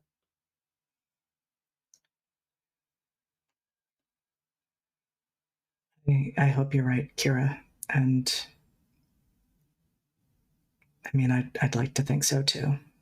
It would seem pretty pointless for my father to have been able to see all of that and have you come to warn me for it to amount to an inevitability.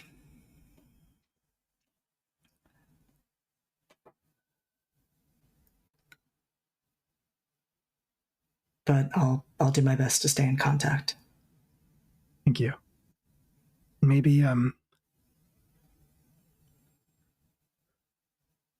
just give my number to Hazel so she has it in case something happens.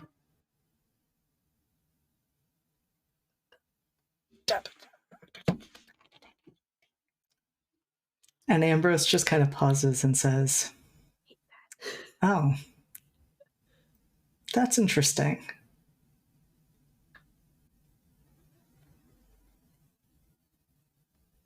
I'll keep that in mind. I should go. Stay safe. And then she hangs up.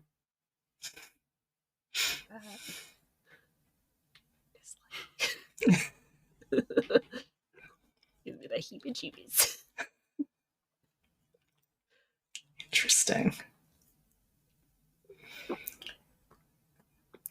And I think Ambrose takes a few more minutes just outside, kind of walking the grounds, and then goes back inside, but not to work. I think they spend the rest of their time before the lunch break, such as it is, seeing what they can find in the archives around prophecies.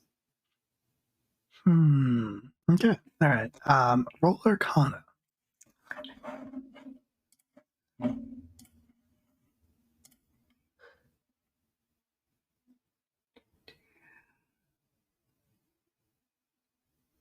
All right, that is a dirty 20. Okay. There is a lot of information on prophecy in the archives of the Avalon Historical Society, which is maybe not surprising. However, the vast majority of it seems to agree that dyed-in-the-wool prophecies are incredibly rare, and that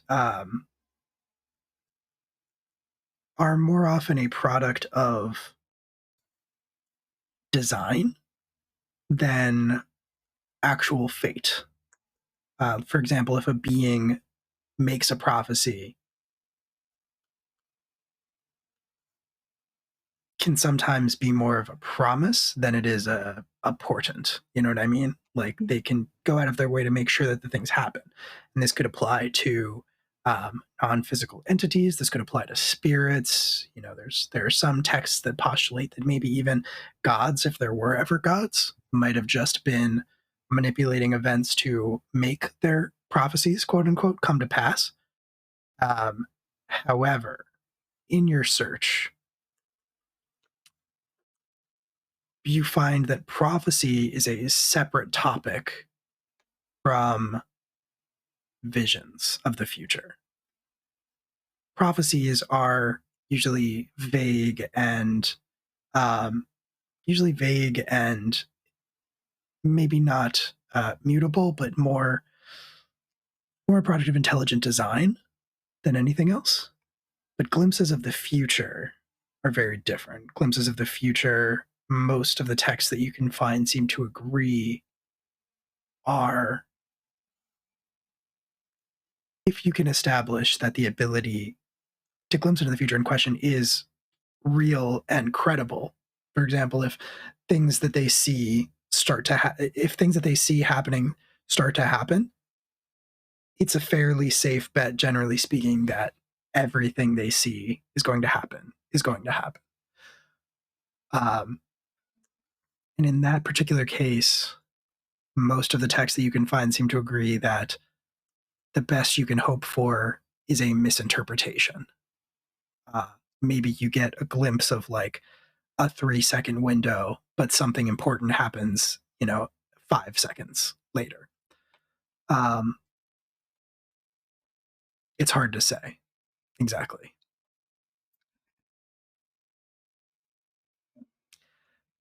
And I think that's probably what you can find. I will say that you also, it would go on to say basically that these abilities are very rare,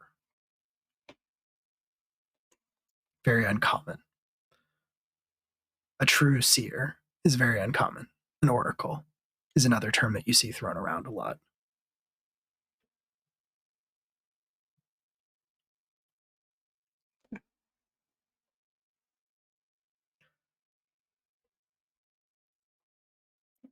Yeah. And so that's definitely how Ambrose spends their morning, All right. is gathering that information. And lunchtime comes to pass. Hazel, you're just in the gray room, right? Yeah, she would have been doing the morning inventory, checking that all the artifacts that are in the shelves are present, making sure that nothing seems like it's trying to wake up, flipping through the big old tome in the center of the room to make sure everyone is present and accounted for. Just that standard keeping track, which she does every morning before she goes down and she does the regular bookkeeping and mail and stuff. It's probably just general administrative stuff. As you step into the gray room, which, as we've established, is a fairly unobtrusive door that does have a light set into the wall above it. As you step into the room and close the door behind you, the light lights up, but it casts this like gray, muted, washed out sort of light out of it instead of a typical red or something like that. And as you step into the room, the gray room, thing kind of gets still and quiet in a very specific way, in a way that there's always this, presence of like magic and uh, cosmic forces that Hazel can sort of feel like background radiation. Mhm. And then when you step into the gray room, it's kind of like getting into a sensory deprivation tank where you're never quite as sure. You never notice how loud the world is until you're in perfect silence. Being in the gray room is like that. And the stand that holds the grimoire, you sort of flip through the pages, sensing the various prisoners, the various inmates of its pages. One thing you take note of is that every day is a little bit different, Mhm. right? Some days, one in particular is acting up. Another day, one in particular is especially sad or heartbroken, or completely quiet even. But today, they are all restless. You've never felt that before. You've never felt them universally be one. You've never seen them or felt them universally express one consistent emotion. And you've always been under the impression that they're cut off from each other in the book. Like there's no communication, they're in complete isolation. But somehow, today, they're all on the same page. Not intended. Are you sure? I mean, I'll take credit for it. Okay.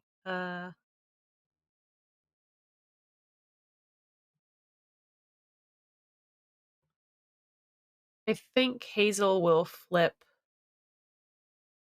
through to try to glean, if she can, what they're trying to say or what they're trying to talk about. I don't know if I have to roll like an arcana or something to do I'm that, to actually try to. thinking investigation, just because there's a lot of information to parse. Okay.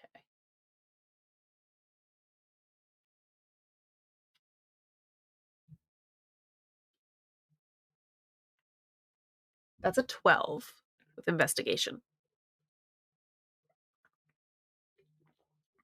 It's pretty overwhelming. It's a little bit too much for you to process all of it, but you get a vague sense of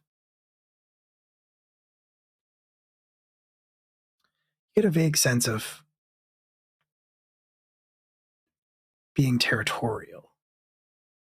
Uh, almost like when you bring a cat, a strange cat, into a house where a cat already lives. Like they know that there's another cat there, a strange cat, even before they see it.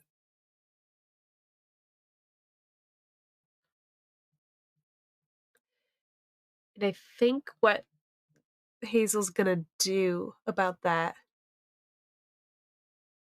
is she kind of like closes it firmly, puts her hand on it, and then she goes out of the gray room to the first clock in the landing, and she is going to ask House to let Arthur know that she's taking the book with her tonight. All right, I could do that. Thank you. Appreciate you. I don't remember exactly which one it is, but we'll say it's the Basset Hound clock, just because I like that one. So it's talking to you through its mouth. It's Basset Hound mouth. I'll let him know. You sure that's such a good idea?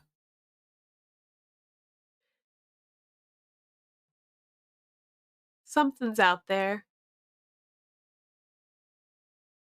I'm getting the distinct feeling that it is. Possibly more aggressive than we are thinking it is. So if it needs containing, then I need the book with me. I mean that sure does check out.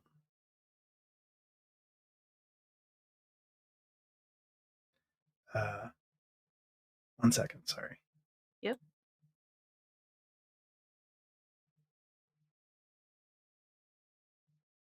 You know, you'd think it would think something like that would show up on the workshop ceiling.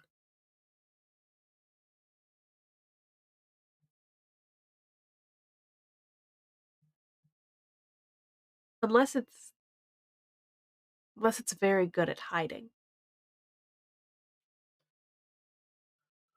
Something just hasn't felt right the last few days. Hmm. If it would be better to have the book and not need it than need it and not have it. Well, all right. It's fair enough.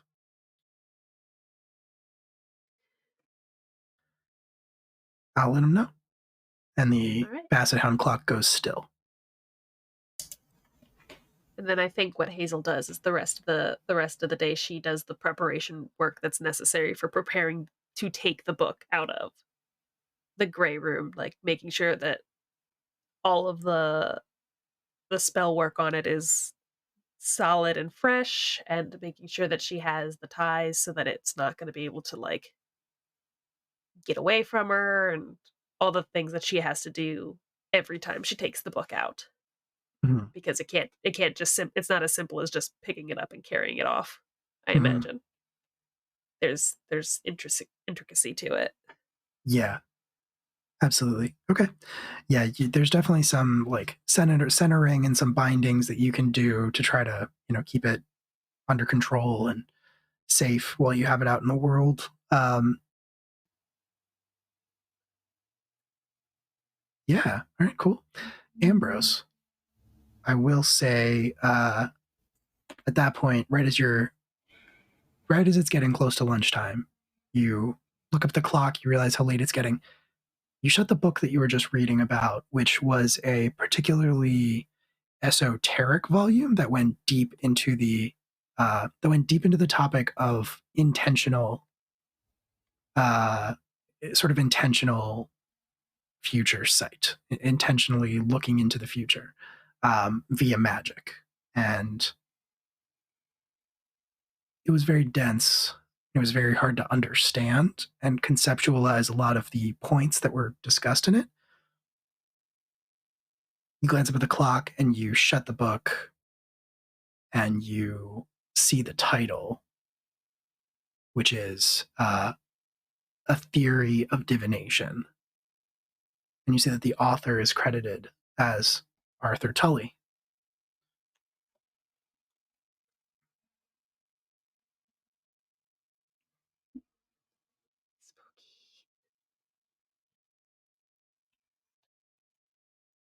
Spooky, spooky, spooky. Interesting.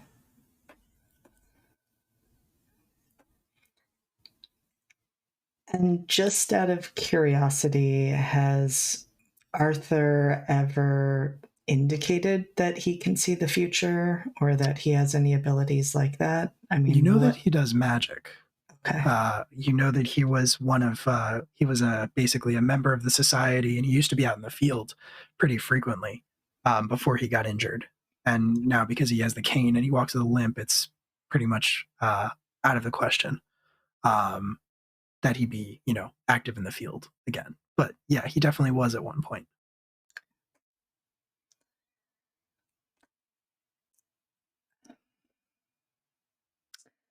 I think Ambrose is going to keep a hold of the book and is actually going to go up to Arthur's office and knock on the door.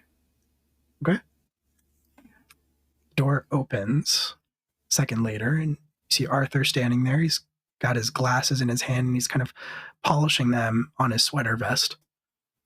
And he sees you standing there. He looks a little confused. His eyebrows come together, and he says, yes, Ambrose, was it something I could do for you? Oh, I was just working on a few of the volumes downstairs, and I happened to pick up this one, and he lifts it up. They lift it up to show the title and says, and I was in awe when I saw your name on it. Yes. That was some pretty heavy reading. I couldn't help myself but flip through a bit. Yeah.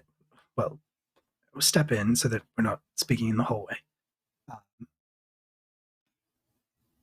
Yes, you found my one and only scholarly work. It appears not well received by the academic community, I will say. No, No. I mean, that's shocking to me. There is a great deal of difference I learned between believing and knowing. The book made perfect sense to me when I was writing it because I knew that what I was writing about was real. That magic is real and you can divine certain aspects, the past and the future and the present, if you know the correct application. But belief is another matter entirely. It was far harder to find anyone willing to entertain the notion, much less, well, take it at page value. Arthur, I'm learning so many things about you today. I had no idea that you had created a piece of work like this, and I certainly had no idea that this was based on your own experiences. I have devoted the majority of my life to understanding the practice of divination. I would say, probably, that I am the world's foremost expert. That is high praise. I mean, I'm sure very Well, deservedly earned. it's a small field, you understand. Not a lot of competition, but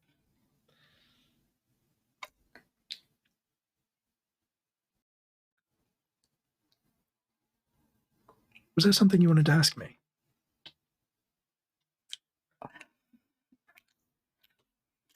I'm making a decision here.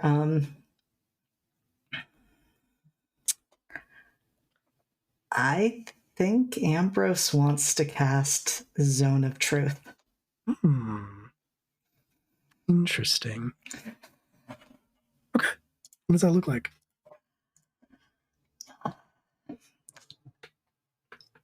I think in this instance, it doesn't so much look like anything. Like this isn't like when Ambrose cast Bane and was a bit showier. I think in this case, it's more the clear use of magic in their words that would give it away as a spell. But I think all they say is, I want to hear everything about your experience with divination. So that's a save, if I'm not mistaken. What save is it? It is a 14 DC. And it is a charisma saving throw.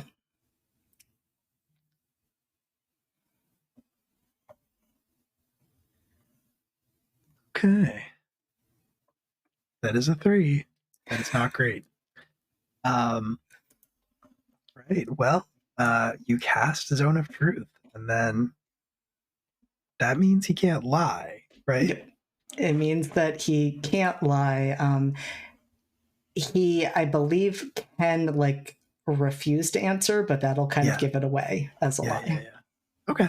I'm willing to say he failed the saving throw, and you described the magic as being very subtle. I am willing to say that he does not appear to be aware that he's under the effects of a spell at the moment. But he nods slowly and he says, well, what exactly did you want to know? If you've read the book. Oh, well, I didn't have a chance to read the entire book. I mean, there's so much in it. I would just want to hear about your personal experiences with divination. All of them. All of them, yes.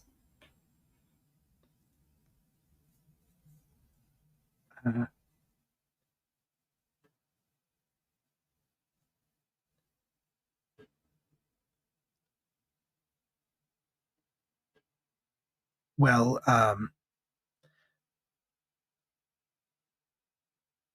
yes. Well, I mean, I suppose first time I ever did it, I'm not, proud of this fact, of course, but I was in, all right, Arthur, maybe we don't need a play-by-play, but the highlights. I see. Did you perhaps want to know about a specific subset of divination. It's I've done a fair amount of remote viewing and things like that in my lifetime. What about visions of the future? Visions of the future, I'm afraid, are not really part of the visions of the future. I'm afraid are not really part of divination, strictly speaking, as a field of magic, as a practice. I know that there are some individuals who are either blessed or cursed, depending on who you ask, with them. But divination is a very purposeful practice. And while we may receive guidance from the universe, I've never known anyone to see visions. Normally, it's something much more simple, like a yes or a no, perhaps a simple statement, the type of thing that makes people think they're communicating with a god, um, and maybe they are.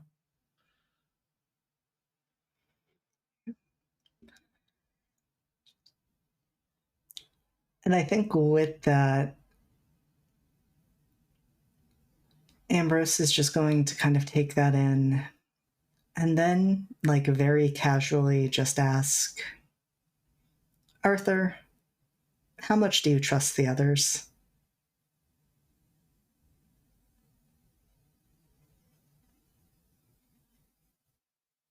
Well, of course, some more than others. I think that goes without saying.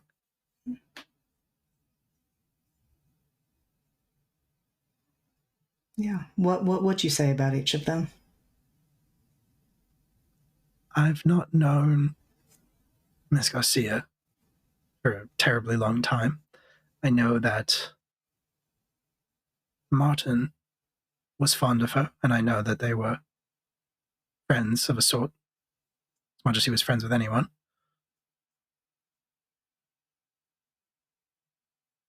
I think Valentine is a simple man with simple beliefs, a simple view of the world, and I trust him to honor that and not question it.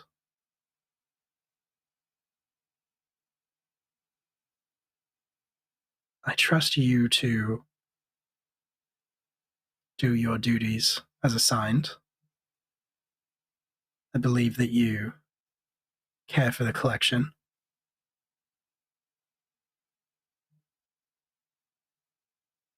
I know that you hide a great deal, and that gives me pause.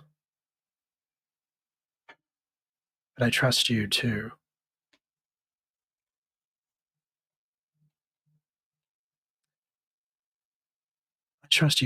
act even if you aren't completely honest about it.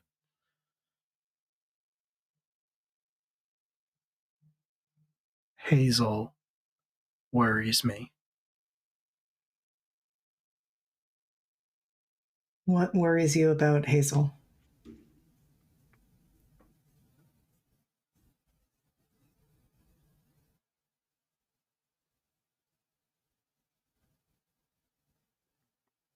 Hazel. Hazel likes stories. She likes. And at this point, he's sort of talking almost like a fugue state. This is something that he would never admit out loud to anyone. And so it's kind of being forced out of him almost. Hazel likes interesting things, no matter how dangerous they are. She is curious.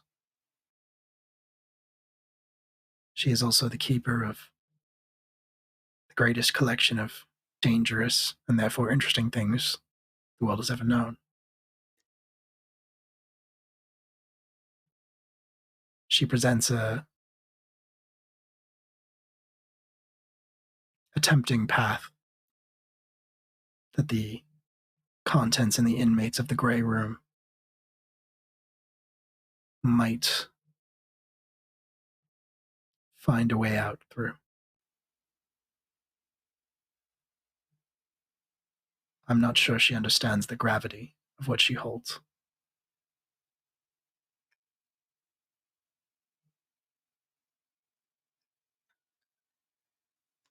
And what about you, Arthur? How much should we trust you?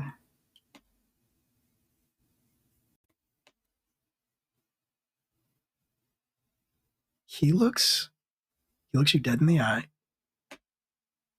Maybe with a, you're not sure if you imagine it, but maybe with a slight twinge of sadness around the eyes. And says, I would never do anything to hurt you.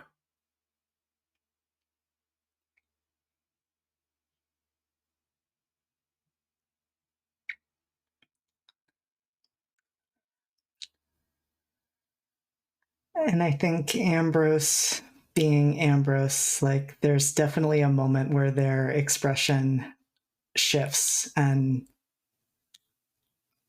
they maybe even look a little bit guilty for having asked that last question, and a little sad themselves. And then it like quickly disappears and they're like, oh, well, guess what, Arthur? You did it. You passed. You can be a part of our group chat.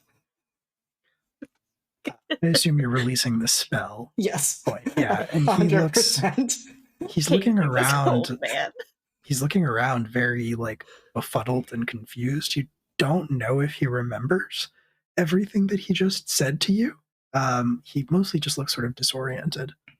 And he kind of like puts a hand on the desk to steady himself, and he says, "Oh, yes, that's very nice. That's very generous of you. Thank you." Yeah, I felt bad about earlier. That really wasn't fair to you. We should have added you from the beginning. I mean, I'm sure you can understand the memes. You know, they're kind of like ancient languages, but in visual and, you know, word-based format on the screen instead of on like tablets or things like that. Yes, I would. I love a good meme. What was I doing? I'm sorry, I interrupted you. I just come to ask you about the book, and Ambrose, you know, shows the book and says, I'd had a few questions. I'm sorry, I guess I kind of got you lost in your reminiscence. Right. The book. Did I answer your questions? You did. Thank you. It was very enlightening. I'm glad. And I personally think this is one of the finest volumes in our entire collection.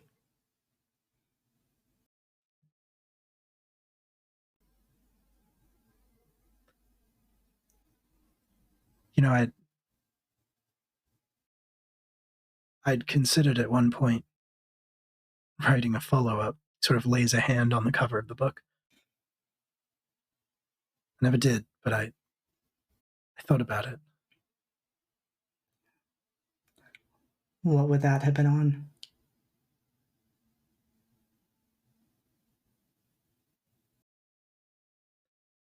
It's hardly a final title, but I thought about calling it The Dangers of Knowing What's to Come.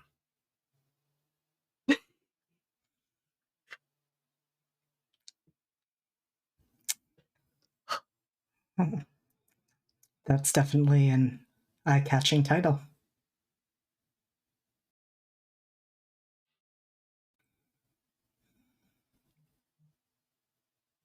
Was there something else? No, that was it, Arthur. Again, thank you for answering my questions, and perhaps one day you'll have a chance to write that second book.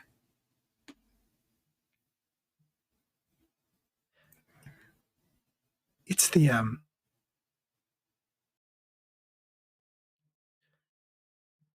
you can leave it with me. It's been a long time since I've looked through it. Of course. And they kind of just pat the book where it's resting and head out to go meet Hazel for lunch. Okay. You do so. You stop and on your journey, I imagine, and pick up your lunch. I And think then go I ahead. think Hazel, after kind of like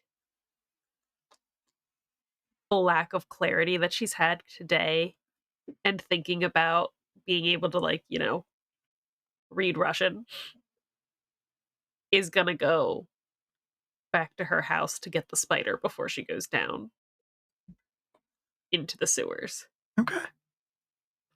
Just just it it had her back last night when it was like, "Hey, yo, what the fuck?" So, Straight.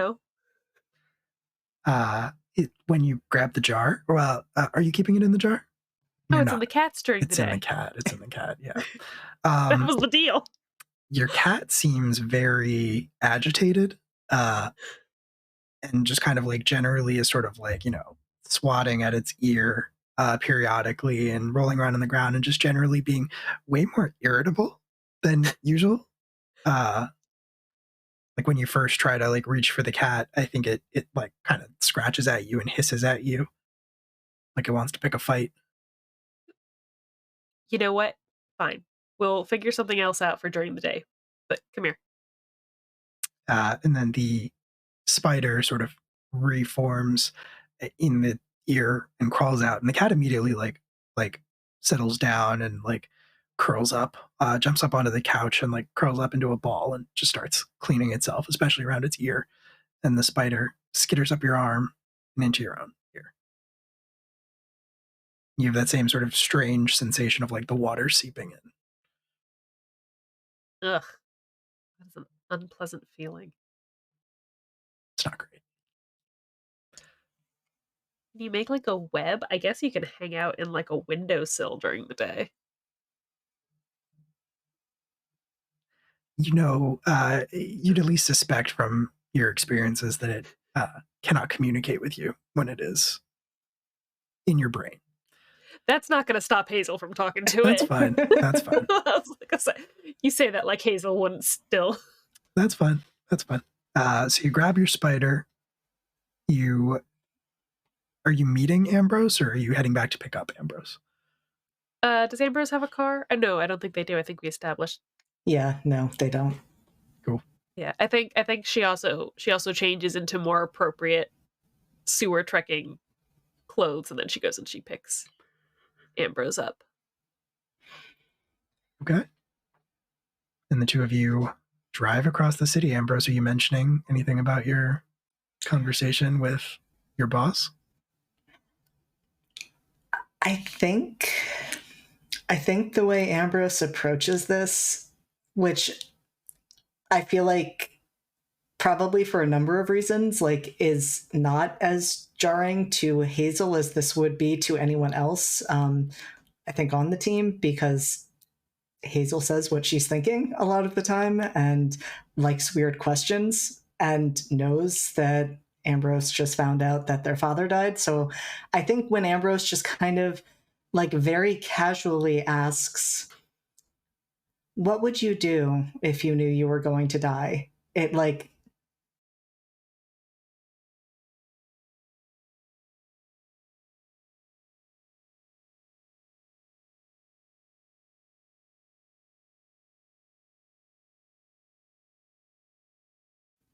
If I knew I was gonna die, like,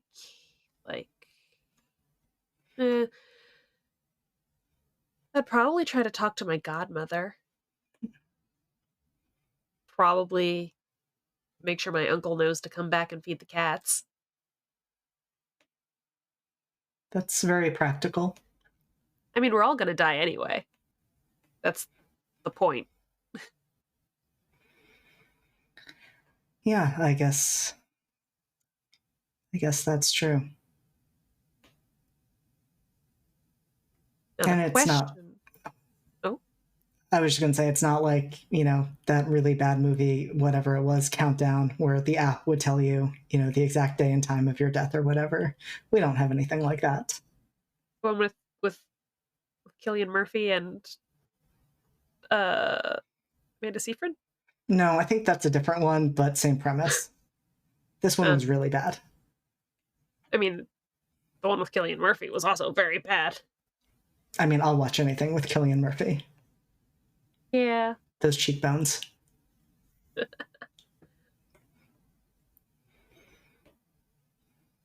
Did your dad know he was going to die? Is that why you ask? I guess death is just a bit on my mind today. Just kind of wondering what someone would do if they knew they were going to die. There is that very obnoxiously soulful country song about that.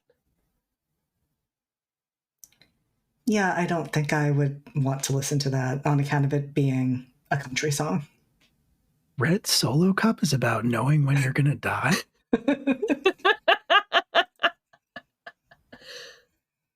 No, it's the one they would always play on Delilah when I try to go to sleep.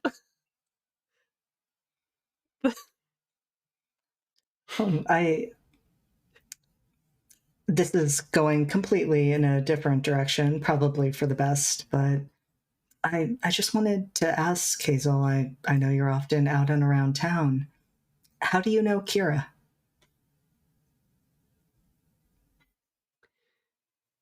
Who's that? Kira. You can say the name again. It doesn't change. Doesn't okay. Effect. Okay. Did she go to high school with us? Come on, Hazel, you know I didn't go to high school here. Yeah, sure. Okay, bud. And I'm an egg. You know I just came here for college. We've established this many, many times. Mm-hmm. I didn't go to high school here, Ambrose.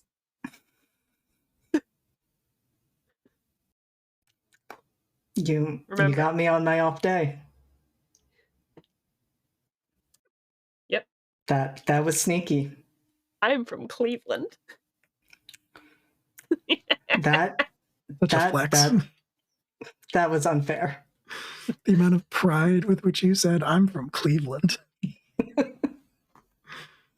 Listen, Hazel is a strange person. Mm-hmm. Mm-hmm. And I think as we're driving in that case, Ambrose is going to text Kira and just ask, how do you know Hazel again?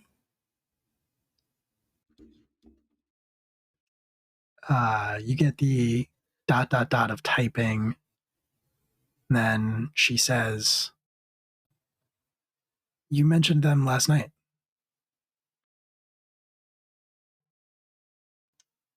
And Ambrose types back, no, I didn't.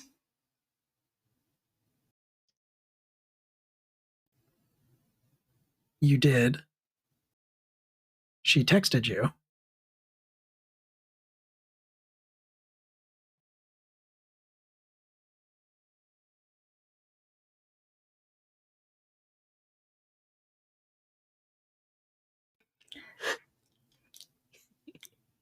And I think what she then sees is like the ...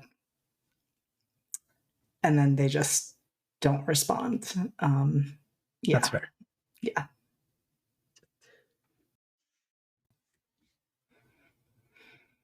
I think like maybe 5 minutes later, you get a text that just says Ambrose ? And then another one, maybe like a minute after that, that says, please let me know you're okay when you get the chance. And that's it. She stops texting you after that.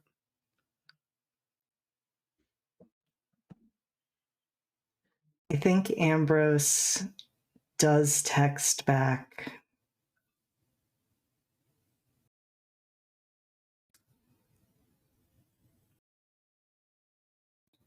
I think they text back, I know I never use people's full names when I talk about them, and no one is in my phone, under their actual name.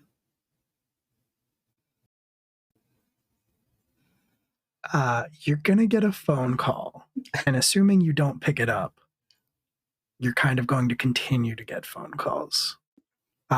You can pick it up if you want to, but I will say that at this point, you are basically, Hazel, you are pulling up to where you were supposed to go, where the disturbance first started. I was gonna say. Yeah. So I've got a crowbar so that we can lift up the manhole cover, but after we get in there, we're gonna have to pull the manhole cover back because otherwise, A, someone could fall into it, or B, call the cops.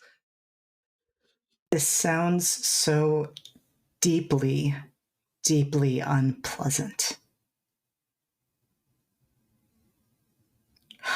This is like all of my least favorite things. Yeah, well, I would say at least they pay us for it, but technically they don't pay us for this part. Nope. And Hazel's gonna start jacking the I'm gonna say you get the manhole cover off, and I'll say you parked, and this manhole cover in particular is probably in an alley, which you probably picked specifically because it was going to be out of sight of the street, and give you a little more privacy, hopefully. And Hazel, you pretty much get it off. It's hard, but with a lever, it's not impossible, and you're struggling with it a little bit. Ambrose, you're probably ready to jump in and help. When your phone... probably not. Okay, I have a -1 in strength. Under duress only. Yeah. Your phone stops ringing at that point. You've gotten a series of phone calls, but you were talking to Hazel and parking and walking over here, and it stops ringing at this point. You just get a text message. You just get a message that says, I'm sorry. I fucked up.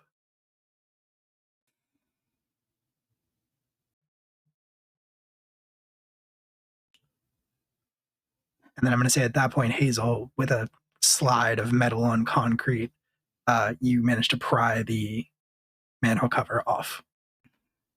And you can lower yourself down to the ladder that leads down to the sewers. I think as they go down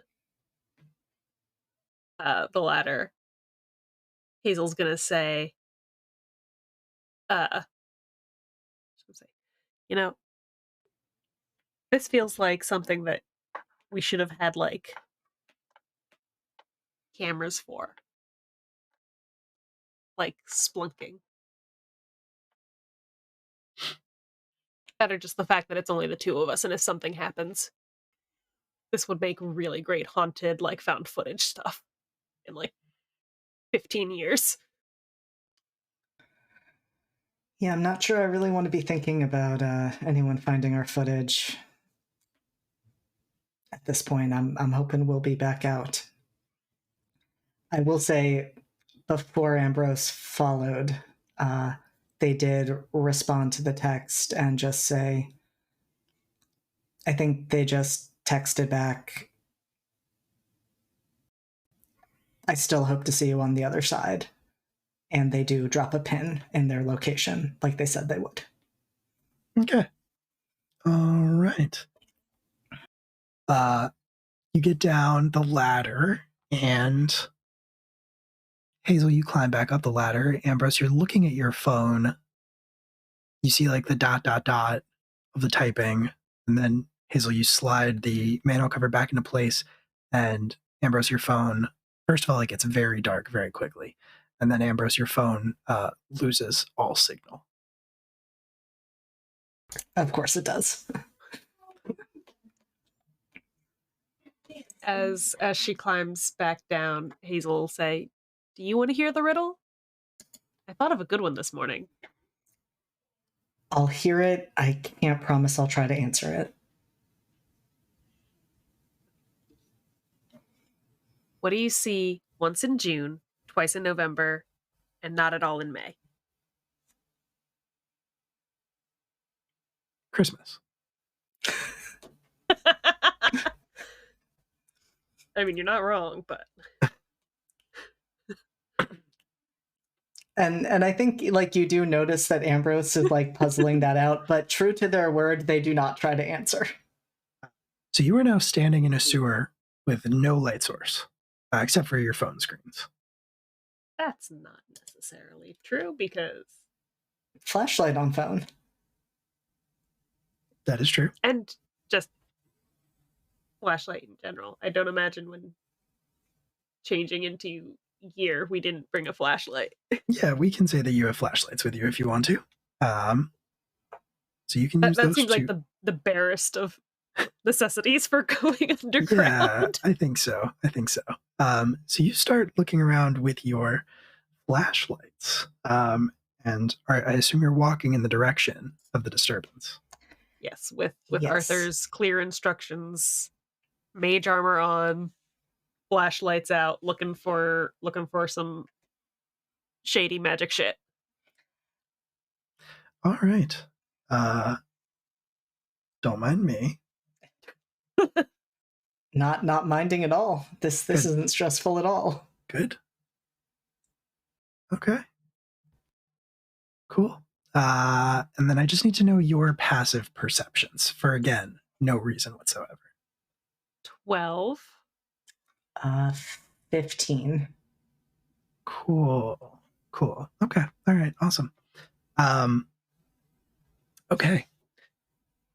The deeper you walk through the sewer, and I mean, this is like your classic sewer. This is like narrow walkway on either side with just, gross, sludgy water coming down the middle between the two sides, like a river. The walls are some sort of some of them are brick and some of them are like a more up-to-date tile material. You're not really sure exactly what. Everything looks old, predictably, and it's very gross and it smells very bad. It is in all ways a sewer.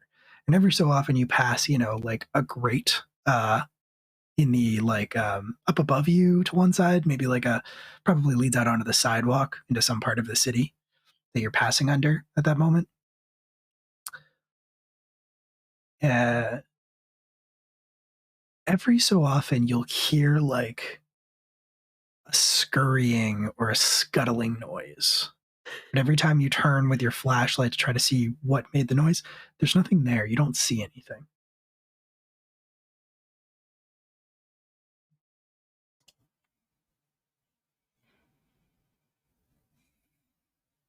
You're right. This would make some really great haunted footage. Right? Like, how big do you think the rats get down here? I can't imagine they get anywhere near as big as they get in, like, New York or Baltimore or something. But I mean, I feel like they're probably at least pretty decent. I don't know if I want to think about that as we're walking down here. I don't think I want to see that either.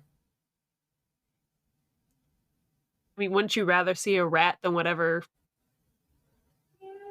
magical problem we're gonna have to face? Maybe it's a swarm of rats that we're going to have to face. Ooh, like they're sentient? Like from, like, The Secret of Nim? Sure. As you say that, That is the worst segue I've ever heard, and I hate everything about it.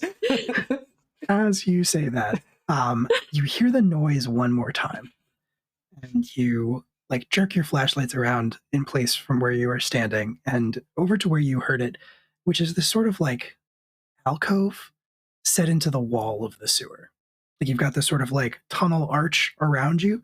There's this little alcove a little ways above you. And as you turn your flashlights towards it, the angle is bad and you can't really see into it, but you become aware that there is this, you notice this soft glowing light emerging from inside it.